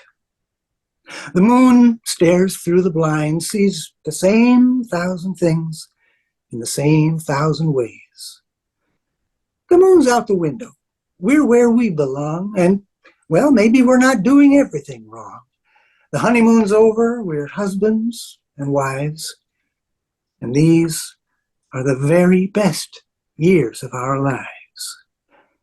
Time goes in the dark, and we've made our mistakes. When morning comes, what say we go make some more? But let's dream while we're sleeping. We'll dream, you and I. You dream your sweet dreams, dear, I'm here, dreaming mine. Moonlight's on the pillow, still gets in our eyes. And these are the very best years of our lives. Thank you very much. Thank you. Perfectly picking up the theme of the night, Peter. Thank you so much. We're right in the Thank heart. you, Eric. Yeah, and for a Modi bloke, you do pretty well with the Français, monsieur. Oh, well, I took it in high school. I did too, but I can't speak it that well. Anyway, thank you so much. That was wonderful, and all the best with the tour to you Thank and you. the park. I'm sure it's going to be. And when you're up in Sherwood Park, Alberta, I don't know. Did you meet Jackie Carmichael before she moved there? But that's where she is now. She was here, and she was our artistic director at the beginning with Electric Mermaid. So This is Sherwood Park. Is that the same? Sherwood Park, just outside Yeah. of Edmonton, right? Yeah, yes. Well, chances are she's coming to the show, so I'll meet her there. Well, I'm going to let her know you're going to be there. So All the best yeah. people are going to be there. You better put the dates and the location in the chat there, and I can pass that along to Jackie, and she'd probably. Oh, okay, sure. It's all on the Facebook too. Oh, good. Okay. And just so you know, she's working at the Edmonton Sun now, I think it is, and as a reporter, and who knows what could happen. You might even have a little article in there before you Ooh. get there. We let her know right away. Is there a reporter in the house? I'll ask. Okay. All right. I better step aside. Okay. Thank you so much. That was awesome. Alrighty. So what are we doing? Is Ralph here? Ralph is here. Awesome. Ralph is going to share some work with us. And he's already broken the ground by being brave enough to come up and ask a question. So you can old hand the mic now. Okay, wow. Welcome, Ralph. Okay, just hang on a second there, Ralph. Char's going to adjust the camera to yeah, going to get you a little centered in there. Matt's going to adjust your mic. Tell you, we take care of you here at the Electric Mermaid. You know, every little thing. It's all yours, man. Go ahead. Okay, this is written in the first person. Ooh, that's okay. As if I'm a 93-year-old woman. It's called My Home. You just get your face right close to that mic and speak up just a little more there. Okay. Look at my home. Nice. The paint is worn and peeling. The color has faded to the point it is colorless. The third step that leads to the veranda is half gone through wear and rot. The shutters that used to hang vertically on the two front windows now hang horizontally. It looks as if the home has shut her eyes. I don't blame her. Annihilation comes today. I sit against the tree across the road drinking my coffee and remember her vital life. Children playing hide and seek, eating as a family, bedtime stories, smooching on the sofa, cooking together and singing, friends and relatives visiting during the holidays, how we would dress her up for Halloween, Thanksgiving, and Christmas. The memories fall on me like a never-ending waterfall. I can hear the steady growling noise of death a few blocks away. The same week social services told me it was not safe for me to live alone anymore, the city decreed this section of the city to be commercial only. Oh yeah, I'm 93 years old, but I still have my driver's license and think it is my decision whether I'm okay to live alone. But social services said they were going to cut off my in-home support, and I need that for personal hygiene and meal preparation. When the city's notice of rezoning for new apartments arrived, my get up and go got up and left. Yes, we're both decrepit, but to go out like this, I see them now, the huge yellow excavator and the many trucks coming to take my love away. I can't move. as I watched the men and women in their steel caps discuss how to attack my darling. The giant claw crashes down on my lovely's head and rips out her guts onto the front lawn. Crash, rip, grind, pull. They throw her parts into the waiting trucks without care or concern. My daughter had said, "Mom, at your age, I don't think it is a good thing for you to watch them demolish the old house. It might be too stressful and you have a heart condition." She means well. How can I not bear silent, loving witness to her, the container and conveyor of so much love for 70 years? No, my heart required me to be here for her, just as she was there for me, for all of us. She's gone now. She only lives in my heart. My daughter returns from her appointment. She looks where home for her once was. She is crying also. She comes to me and helps me to my feet. She says, "I'm so sorry, Mom." She hugs me. I can feel her warm tears on my cheek and neck. We sob as one. Her embrace lets me know I am loved, even though I am decrepit. I live with her now. This is my home. It is enough.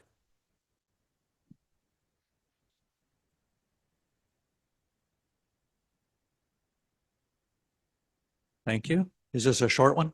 Short. Okay. Well, pretty short. Okay. I can move it on. This is called Her Highness. Come on, you guys, get a move on. We're already late. My dad is talking like all of us are late, but my sister and I have been sitting here for 10 minutes. We're all waiting on the Queen of Sheba, Her Royal Highness, my mother. I'm sitting on the couch watching a music video when she dances down the stairs. She arrives on the first floor, twirls around and asks, "How do I look?"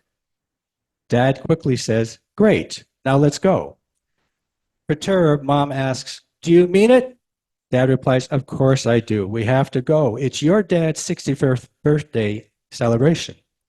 "Oh, bother," she huffs. "The celebration won't begin until I arrive." That, in essence, is my mother.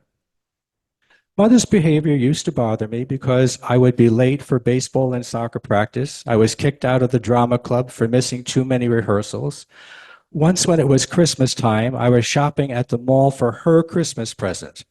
She drove me there and forgot to pick me up. I phoned and left messages, but she never appeared. Finally, I bummed a ride with a friend's mom. We arrive at the celebration.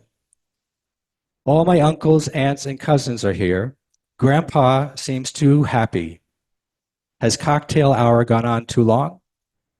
My cousin Ricky motions to me, waving me to come his way. "What's up, Ricky?" "Joe, come with me." We go around the corner where we have some privacy. He withdraws an object from beneath his jacket. "What is it?" I ask. Ricky laughs. "It's a fart bag." A person sits on it and it makes a juicy fart noise. I laugh. "Who are you going to use it for?" "Grandpa, of course. He's got a great sense of humor." A thought occurs to me, a devilish one, and it delights me. "Ricky, what about using it on the Queen?" Everyone knows my mother's the Queen.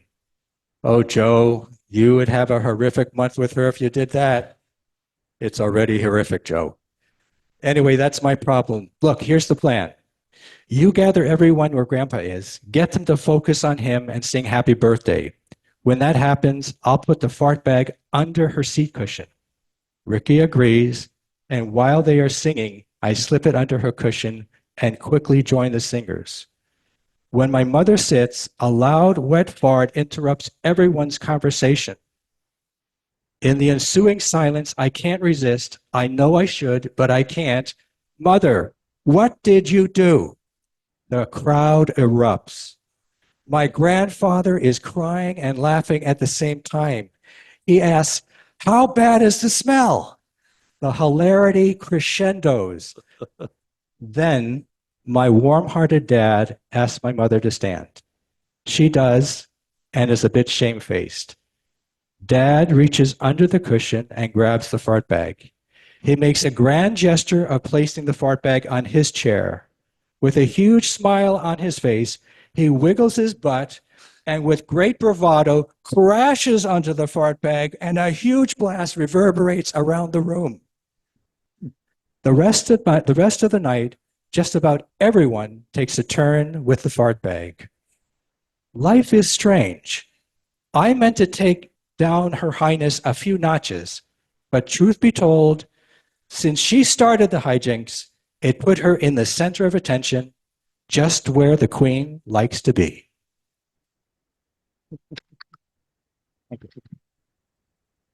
Thank you for that, Ralph. The entertainment and those whoopee cushions. I think Elon Musk must have grown up in your family too, because he actually put one of those. You can program it into the Tesla. I couldn't believe it, but he did. Very strange. Anyway, thanks for sharing those, and glad you've joined us. And please come again and share some more work. It's awesome. All right, we're going to London, Ontario now, and Jen has been patiently waiting there. It's getting late in your part of the world, so thank you for hanging in with us. Thank you. You're welcome. You're going to share some poetry. You're going to share some poetry. Yep. A couple of pieces from the book I've read from before. A couple more from it. The first one in 71, 72. We had a year in Europe. We lived in England. My dad had a sabbatical as a high school teacher, and in the summer of 72, we toured around Europe quite extensively, and of course, Italy was one of those places that we went. So this is a memory from that trip. It's called Sistine Chapel. A lifetime ago, and yet yesterday, Rome, the eternal city, another station on the family European pilgrimage. A fierce sun gazing on as we wandered through remains of long ago lives, shadows of ancient grandeur. My teens about to dawn, but still fascinated by the stony memories. Our path leading to St. Peter's, soaring heavenward, symbol of immense mastery and wealth cloaking devotion, centuries of worship echoing amongst the artistic ecstasies, awesome lodestar of a faith not mine. Inevitably to the Sistine Chapel, Michelangelo's eternal ambition blazing duskily forth. Overpowered by a seismic shift, swept off my feet by an indefinable tsunami, and sitting, gazing upward in dazed contemplation, lacking context but intuitively knowing, groping for words through a feeling designated as, I've been here before. Not a picture, not television, not a movie, here.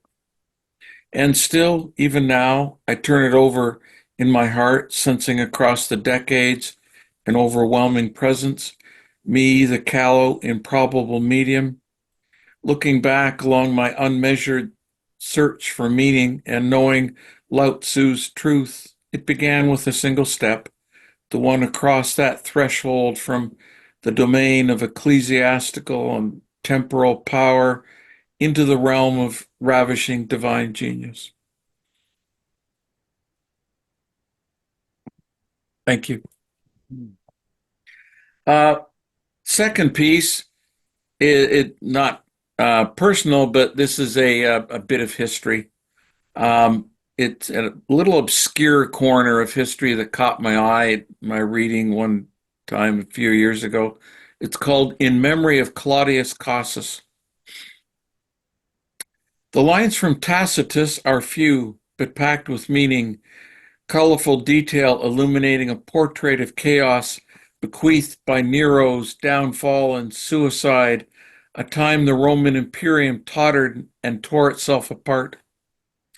The year of 4 emperors, Vitellius, number 3, marching on Rome with his German legions to briefly grasp the laurel wreath before it slipped away and momentarily donned the purple before it was violently encarmined, found his triumphal progress unrecognized and unwanted in the land of the Helvetii.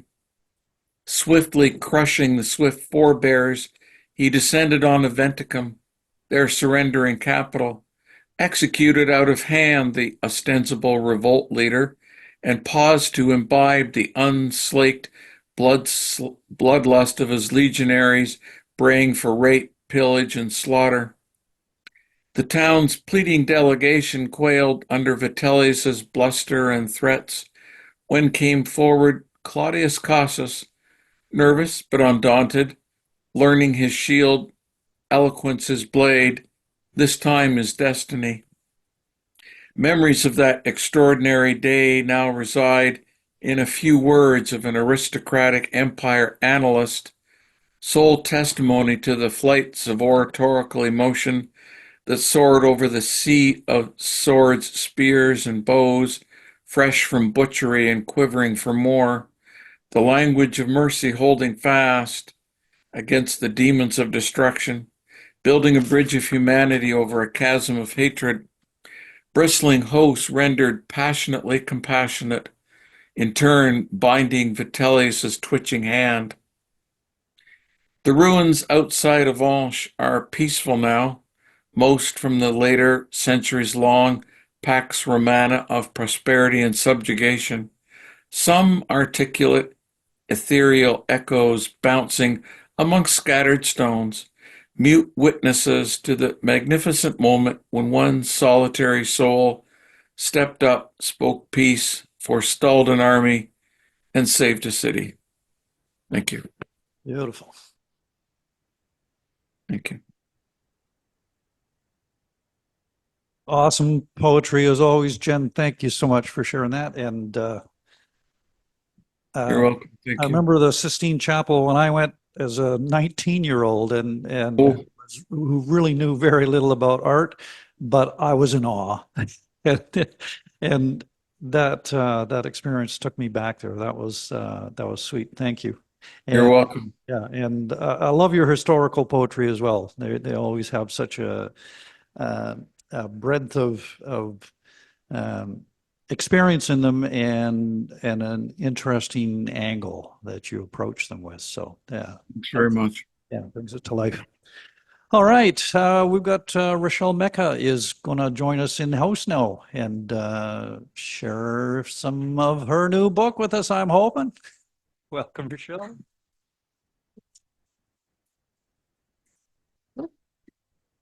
Hello. All right. Know if I like that. Something like that. Okay. All right. Just gonna hop in. This one's called Traveling Medicine. Awaken the dreams buried deep within, a fluttering perspective like the vision of my third eye. Anchoring myself where I belong, farms, friends, freedom.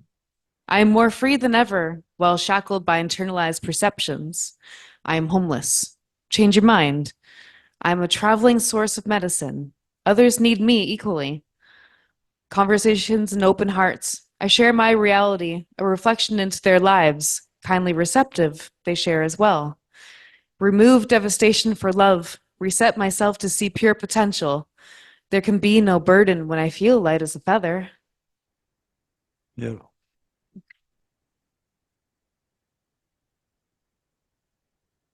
Niagara Falls. Perhaps the movement appears so slow because the distance water must travel is so vast. At a glance, water pumps over the edges, blasting down into the basin. There's a deceptive simplicity to how the water glides towards the edge, seems peaceful in its approach before gracefully finding its way over.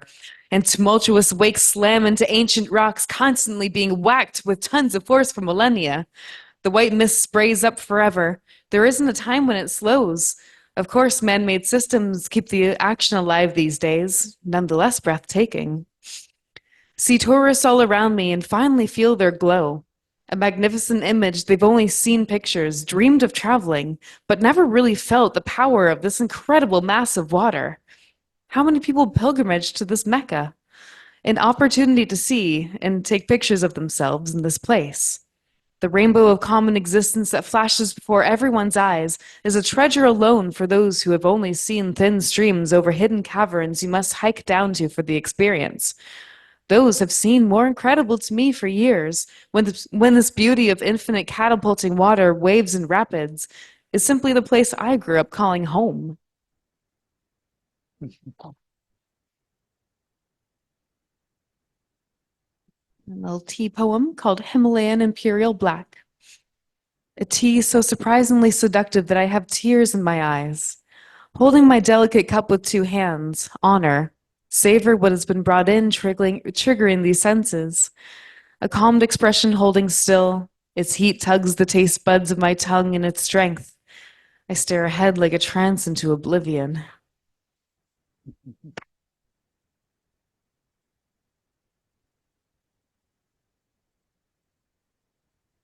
Sand sculpting. The intricate grooves, statements made in sand, fascinating yet logical. An artist's eye perceives this as achievable, yet the choice to take a leap forward, drop everything, to harness this new skill is untimely. Someday, maybe. Today, I am an admirer, gaining inspiration, adoring the skillful creativity, sparking my curiosity, sculpting it, if you will. The secrets of the sand are whispered, ears only half open, I reply. I cannot hear, I'm too distracted. In time, I'll listen closer. You'll communicate a design. Am I good? Is that all my time? You got another minute and 20 seconds. Minute 20 seconds. Okay. I can try that.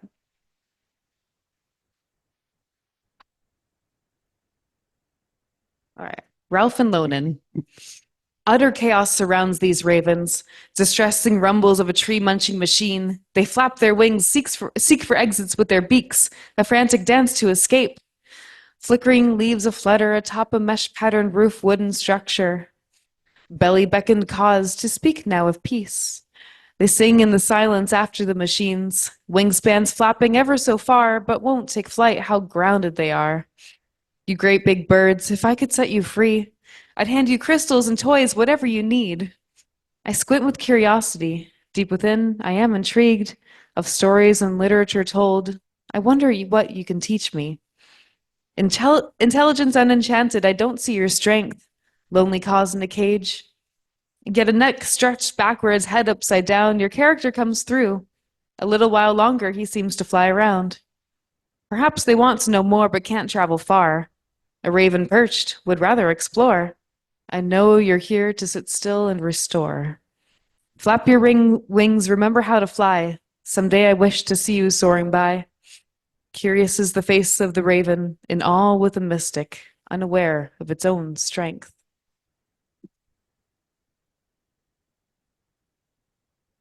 Perfect, Rochelle. Thank you. That was awesome.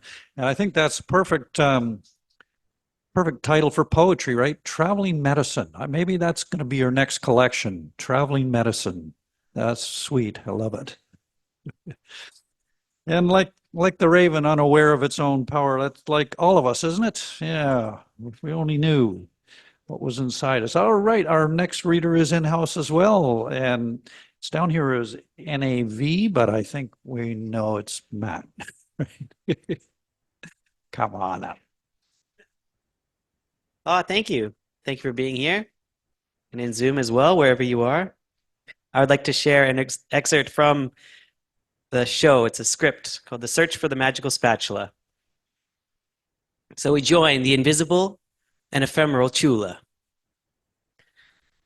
Some adventures begin at the beginning. Some adventures begin a little after that. And some adventures have no beginning and no end, but continue on forever, just the same. This is that type of adventure. And you have arrived at the perfect time. We join our hero in the midst of an incredibly dangerous and difficult quest. In enters Randy, the hero. I am Randy J. Dreams, and I am the hero of my own story, followed by Baby Steps, the sidekick. I am Baby Steps, and I am the sidekick in Randy's story. Together, We abolish evil and feed stray cats. And I don't see any stray cats. Watch out, evil. We're coming for you. Together, we have been tracking the notorious criminal mastermind Harm Money. And we must be getting close. So be on the lookout for anything suspicious or malicious. Like some sort of cursed sword, or a spooky pumpkin, or an overripe banana, or a teacup, slightly smaller than a regular teacup, or any kind of frog, or a staple gun. I hate staple guns. What about a pillowcase? Well, pillows are kind of complicated. Does it have a pillow in it? Well, let me check. It just, Baby Steps is trapped inside a pillowcase. Randy, help! Oh no, a trap! I will save you, Baby Steps, with the power of my mighty spatula! Just at this moment, the villain, Harm Money, bursts out of hiding. Not so fast, Randiddy. Who is it? It's the notorious criminal mastermind, Harm Money. Gasp. What are you doing here, Harm Money? I am the one who has set this simple trap. Your dear sidekick's Baby Steps has just been caught in. No, but why? Because I'm a criminal mastermind. Oh yeah, definitely one of the things we should have been looking out for. I caught your little baby, and only I can tell you how to set him free again.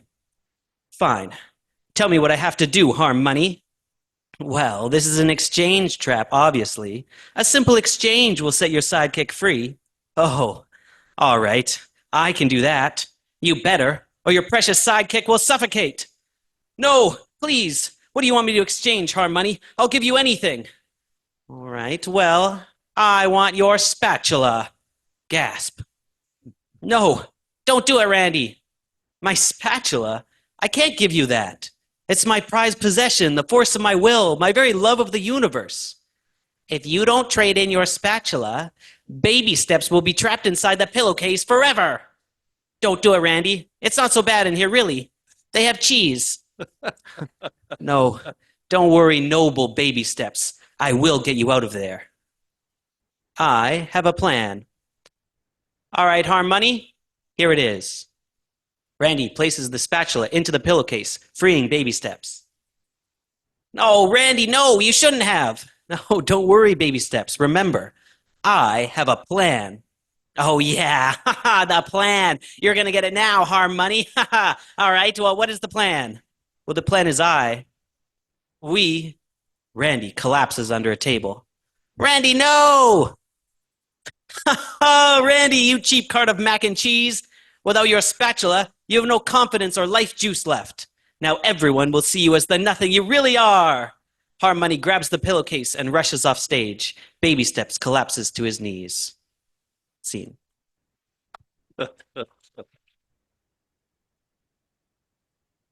Hey, thank you. Thank you so much, man. That was beautiful. Awesome. And again, I don't know, it's just me, but I can just see the whole scene playing out, right? It's very, very visual, even though it's mostly dialogue, right? Yes, fabulous. Okay, we've got another in-house reader. Dan Biggs is going to share some prose, I'm guessing, with us. Their slice of the novel coming up. Welcome, Dan.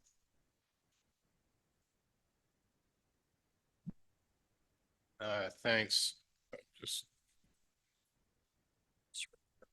Just gonna take off where I last time.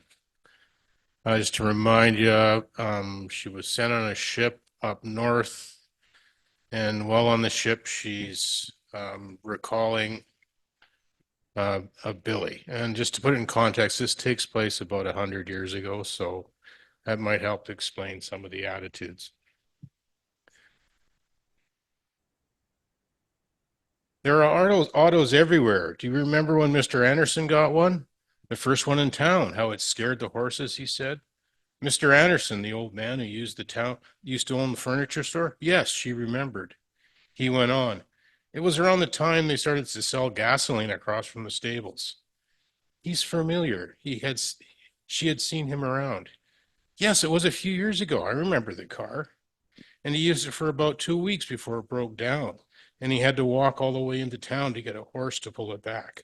Maggie giggled. And it sat there across from the stables for over a month before a mechanic came and fixed it. She sat beside him as he turned the page.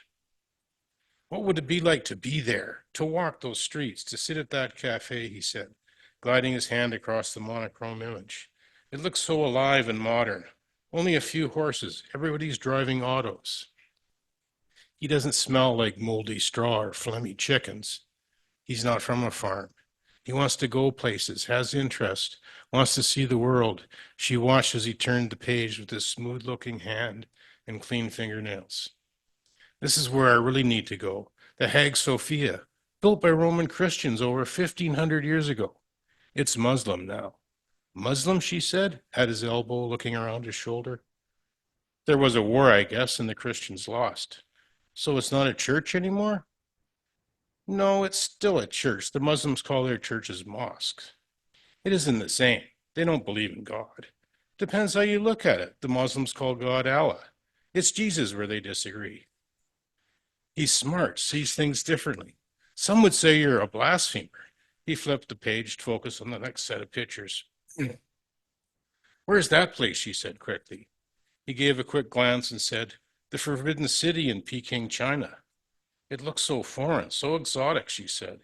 It's the place for the emperor and his many wives. Wives?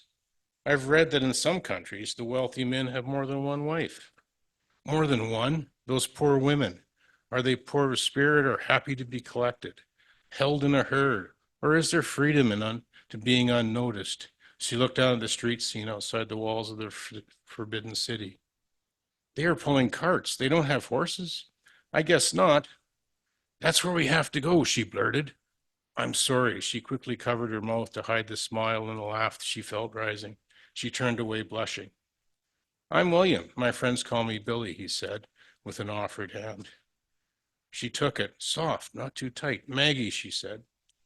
In his presence, a warmth drew. He held something missing in her. At their second meeting in the library, he told her he went to the Catholic Church. We don't go to Mass every Sunday, but most. And he asked what she thought of church, not what church she went to. Does he know? She had never thought of it. It never occurred to her to have an opinion about church. At that moment, a schism parted them, a schism that could never be bridged. Not here, not in this time and place. She was Lutheran, her father the pastor. She waited, told him at the next meeting. Do you want to stop meeting? He asked. No. What are we going to do? I don't know. She didn't know and felt an abrupt emptiness. Her heart felt pulled away. Our parents will not allow us to be together. My father is head pastor. He would never allow it. She was looking at her feet, and when she raised her head, their eyes met, and he said softly, why do they get to choose? Isn't it our choice? We have to live our lives. They will find out. Should we take a break from each other, he said. A spiked emotion, like a stiletto, thrust into her stomach, through her heart, into the back of her head. He started to stand and said, let's wait a while. If we still want to see each other, we will try again and figure out how we will tell our families. Hope drained and tears budded. She let him go.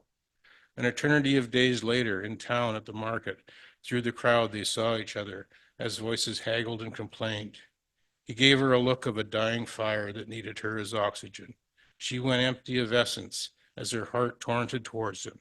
He held it tight and aloft, and when his gaze pulled away by an elbow and a question from his companion, her heart fell, losing its walls and ribbing.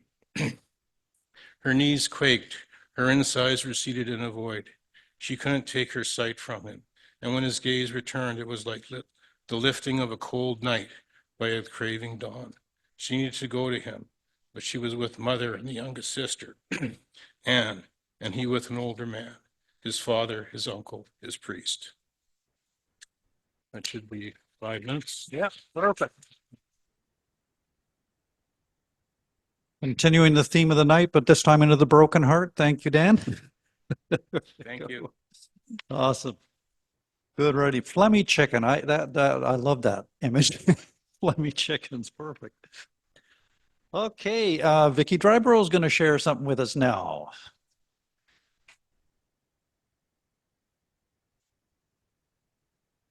Fresh from her renovation at home, she's shook off the drywall dust Thank you. Can you hear me? Yes. Oh, good. Okay. 2 months ago, I read a story about Herbie Jones.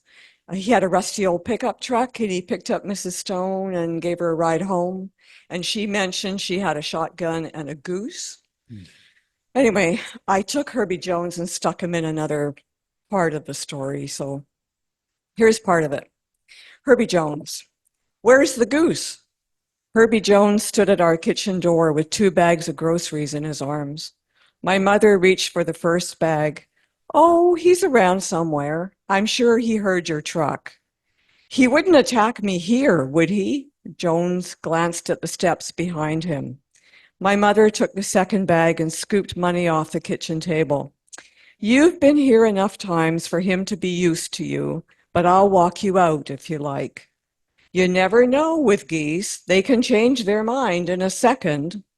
I smiled because we didn't have a goose. The neighbor's geese sometimes escaped and came over to our place to look for snakes in the alfalfa field. They liked to search for slugs in the garden and wade through the stream looking for bugs. Sometimes they'd just sit in the sun by the woodshed where the earth was warm. Outside, door banged open and Sam's voice exploded from the porch. Mom! She just walked Herbie Jones to the gate, I said. Sam appeared in the doorway holding up a huge silver salmon. Look what I caught! Wow! It's got to be 25 pounds. He was struggling to hold it up, so I grabbed the empty dishpan, which was really my old baby bath, and put it on the kitchen table beside the groceries. He managed to hoist it up and into the pan where it slithered forward until its head and tail stuck up beyond the rim. That's the hardest fish I've ever landed. I was sure my line would snap and it would get away. He was still breathing hard. Where did you catch it? Just off the lighthouse. Colonel Braddock caught one too. I saw him stand up. I thought he was going. My mother came through the door and Sam pointed to the table. Look what I caught. It weighed in at 24 pounds, 13 ounces on the bathroom scale, but we agreed it was 25 pounds. Mom took a picture of him holding it and he spent the rest of the morning cleaning and cutting it up. There was far too much salmon for us to eat, so he wrapped the extra pieces in newspaper and delivered them to people in the neighborhood. He returned home with half a cherry cake, a bag of cookies, and a new fishing lure. 2 days later, Sam stopped to talk to Herbie Jones and Colonel Braddock outside the post office when he went to pick up a parcel for Mom. The colonel said he saw me stand up and he knew I'd caught a big spring, said Sam at dinner.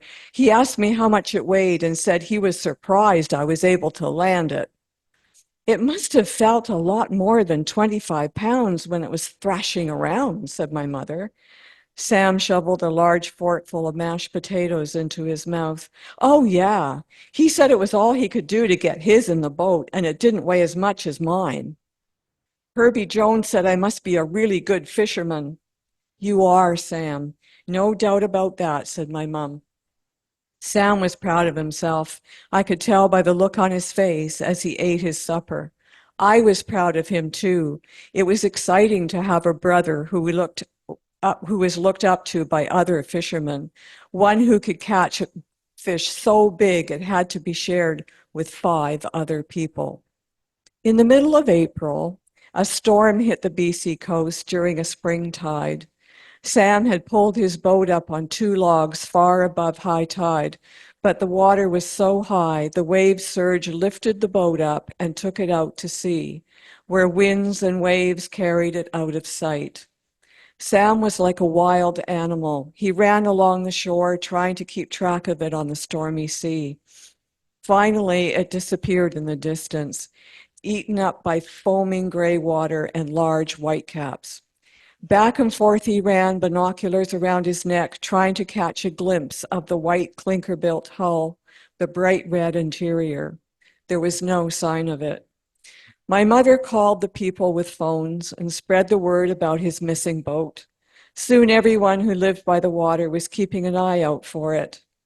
I stayed away from Sam. He was angrier than I had ever seen him. From the kitchen window, I could see him lifting large rocks and smashing them on the beach. He managed to roll a log down into the water and waded in past his knees to push it out as far as he could. Then he went back to the beach and began throwing rocks at it. Later, after my mother had gone to bed, I sneaked out into the dark hallway and listened at his door.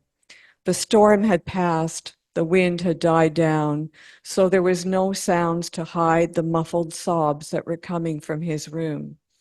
I wanted so much to go in and sit with him, but I knew that kind of sadness was stronger than me, so I tiptoed back to my room and tried to go to sleep.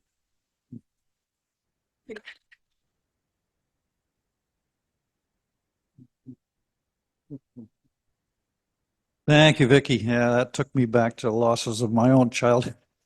You get so attached to things then, eh? Yeah, and that would have being on the island as you were, that would have been really hard, really hard for sure. Okay, thank you. And we've got James now is going to come share. James was part of Rochelle's backup entourage the other night, I believe. And yeah, so he shared some work then and he's going to share some now. Looking forward to it. Come on up, James. Brought the laptop tonight. Perfect. Yeah, it's my way of writing, I suppose. I don't know. Let's see. Let's put it this way, maybe. Yeah, that works. Cool. Not adjustable. Unadjustable. Yeah. Okay. Yeah. Okay. Oh, thanks, now. There we go. You are a gentleman and a scholar. Not a bad writer either. Okay, so I guess on Friday, I accompanied Rochelle with her poetry show, and it was the first time I ever read in front of a crowd before, and it was interesting. I don't. Oh, sorry. Yeah. I don't necessarily like it, but I like to. I don't know. I don't know. I got a little like. I don't know, the bug, I guess. So this is from, I guess, a little backstory here. This is, I'm going to read the intro from my first novel. It's being edited right now, so this is kind of a rough edit. And yeah, anyway, so it's just bear with me. Also, there's some not the best language, so I'll try to keep that at a minimum, try to avoid that. We're all adults here. Sorry? Oh, we're all adults here. Okay, cool. Okay. All right. So this is the intro to my first novel. Well, I awake with only 3 hours to spare. I need to catch a ferry to the Port Angeles. This, where I will meet my Hungarian friend and begin a new unknown journey. I eat, finish my packing, and wait on a different friend. A friend who is supposed to pick me up and drive me to this ferry. I finish all loose ends, make sure all the important appliances and power sources are unplugged. Important because, of course, I will be away for months. I do have a buddy subletting my place, but he's yet to arrive. I sure hope he'll be here. If not, I won't be able to pay my rent. He says he'll show. I gotta take his word on it. For the time being, with his help, I hope to save a little on my bills. We the poor can't afford otherwise. Carrying on, I finish, and with about an hour or so to spare, I sit and wait. After a while, feeling antsy, I decide to go outside. From my first floor apartment window, exiting the building, I have a cigarette and listen to the sound of my friend's car. No sign. No word either, but I wait and listen. Due to the fact I just a few days before canceled my landline services, I have no feasible way of contacting her. The reality is this, not gonna lie, I'm too cheap to pay for a cell phone. Oh yeah, I might add, I'm also far too poor to afford an internet connection. 100 plus a month? Absurd. Usually, I either use a library or steal connectivity from the neighbors. These days, passwords are far more intricate, making it harder and harder to pirate. Can you believe this? The nerve. These factors at play, there is no way to reach her. At this point, I'm unable to get contact with anyone. Instead, I sit analyzing, stewing. Pretty sure we talked about this 2 days ago. She is a drunk, though. Keeping this in mind, I reevaluate.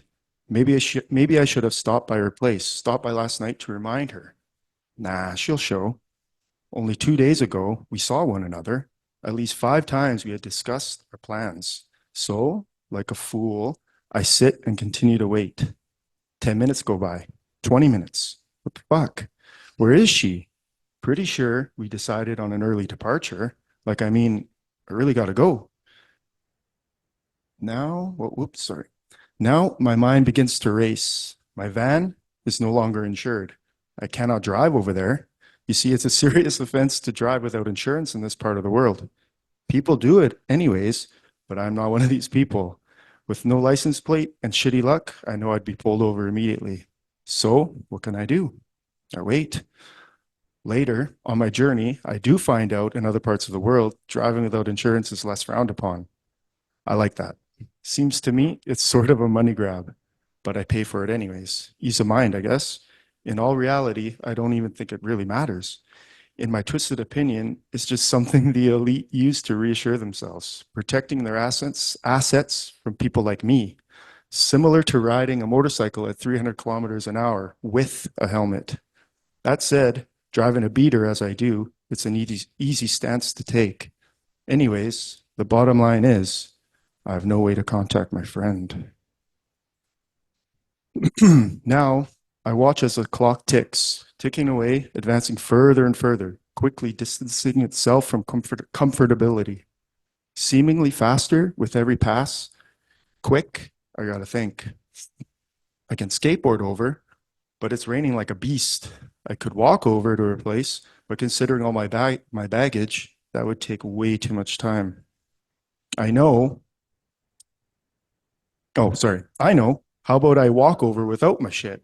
There's an option. Maybe I should. In fact, I could run. That would save so much more time. Probably take me 20 minutes. Thinking on this, more time passes. Seems it passes quicker with every thought. Gotta act fast. Grabbing all my gear and jogging over might actually be my only option. Fuck. Then it occurs to me, what if she stops by while I'm en route? I'd most definitely miss her. Nah, fuck that. Too risky. Not going. Damn it. I don't know what to do. My God, where is she? I gotta leave like right now. So I wonder, oh, I know what I can do. I have a neighbor that might let me actually use his phone. Without hesitation, I go over, down the hallway and knock. No answer. Shit, I knock again. Still no answer. Defeated, I return to my suite. I look at the clock. I have about 10 minutes before a reasonable departure time. No use heading over now. I gotta sit tight. No other option. Plus, getting soaked would suck, especially just before a long trip. Therefore, I decide to wait a little longer. Okay, my only option is to again try my neighbor. Gotta get to a phone. No other way. So down the hall I go. Knock again and wait. Nothing. About to give it one last try. He answers. He actually answers. Half asleep with the blinds drawn, he blankly stares while I explain my dilemma. Luckily, he says yes.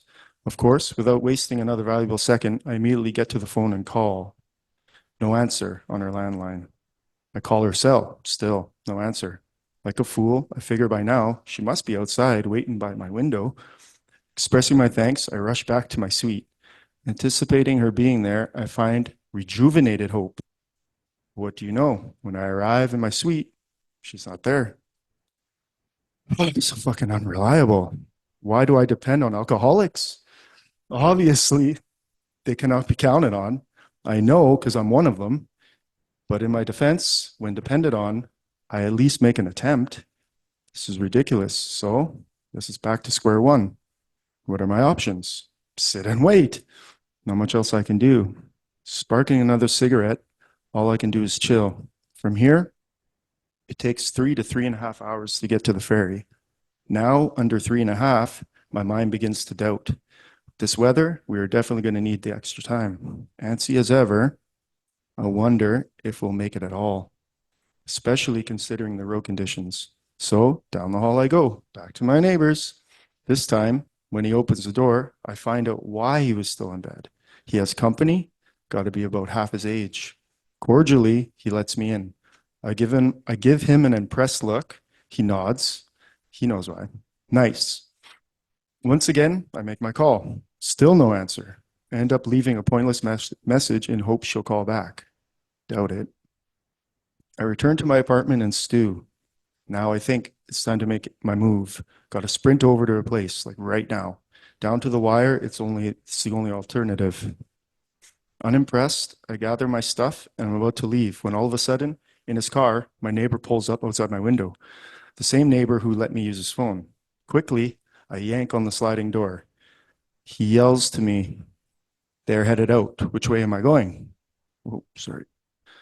Where am I? Oh, okay. Luckily, they're going my way. No waste of time, no overanalyzing this time. I hop to.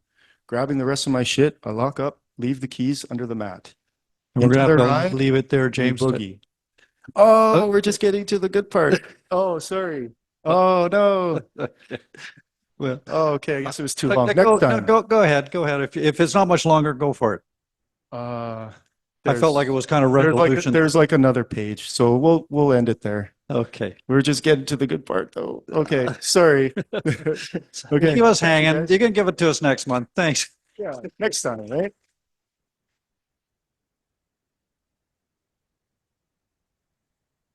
All right, and that wraps up another episode of the Electric Mermaid. And I just want to say thank you to everyone who shared their work tonight and shared their hearts with us, shared their language with us. And what a great privilege it is that we are part of this group together. Souls on this earth who all appreciate the written word or the spoken word, and that we can come together and share our work like this. It's great. And I've had a great time, really enjoyed everything. And we're going to miss Mark and Peter Paul Van Camp next month, but we wish them all the best on their tour. Let's go for it. Go, go, go, guys. And we want to give a big shout out to Atma for sharing her poetry with us tonight. That was remarkable and wonderful. Thank you. And especially thanks for making the journey over here to Char's Landing to do it in person. That was extra special for sure. Yeah. And big thank you to Char for hobbling around and only dropped her crutch once. Thank you, Char, for all you do. Yeah. And thank you to Karl for keeping us on track as always. Big thank you to Sheila for keeping us fed and watered here at Char's Landing. Thank you. Thank you to everybody out in Zoom land for adding your multiple flavors. Beautiful. All right. Yeah, next month. I'll give you something. So yeah, so we'll see most of you anyway at the end of June, and we're looking forward to Karl, who's our next speaker. Next month, it's Karen Hoffman, Hoffman, and thanks to Derek too. Oh, thank you, Derek. My pleasure. Take good care, everyone. Good night, and we'll see you at the end of June. Be well. Keep writing. Oh, yes, Leslie, it's light out now behind you. Oh my God. Yeah, I know. There's daylight. There. It's dark here. Now you got light. I don't know. I think I need to go to Germany. It's incredible. Yeah. Private plane. Well, I get to sleep for another couple of hours. oh, that's good. That's good. Well, good night. Good night. And all the best to Char. I hope she's better soon. Oh my goodness. Bye-bye all. Bye-bye.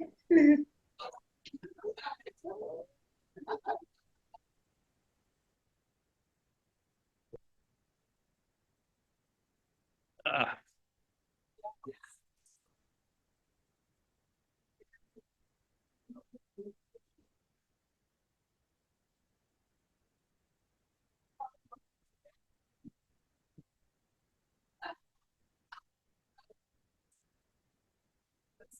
Yeah.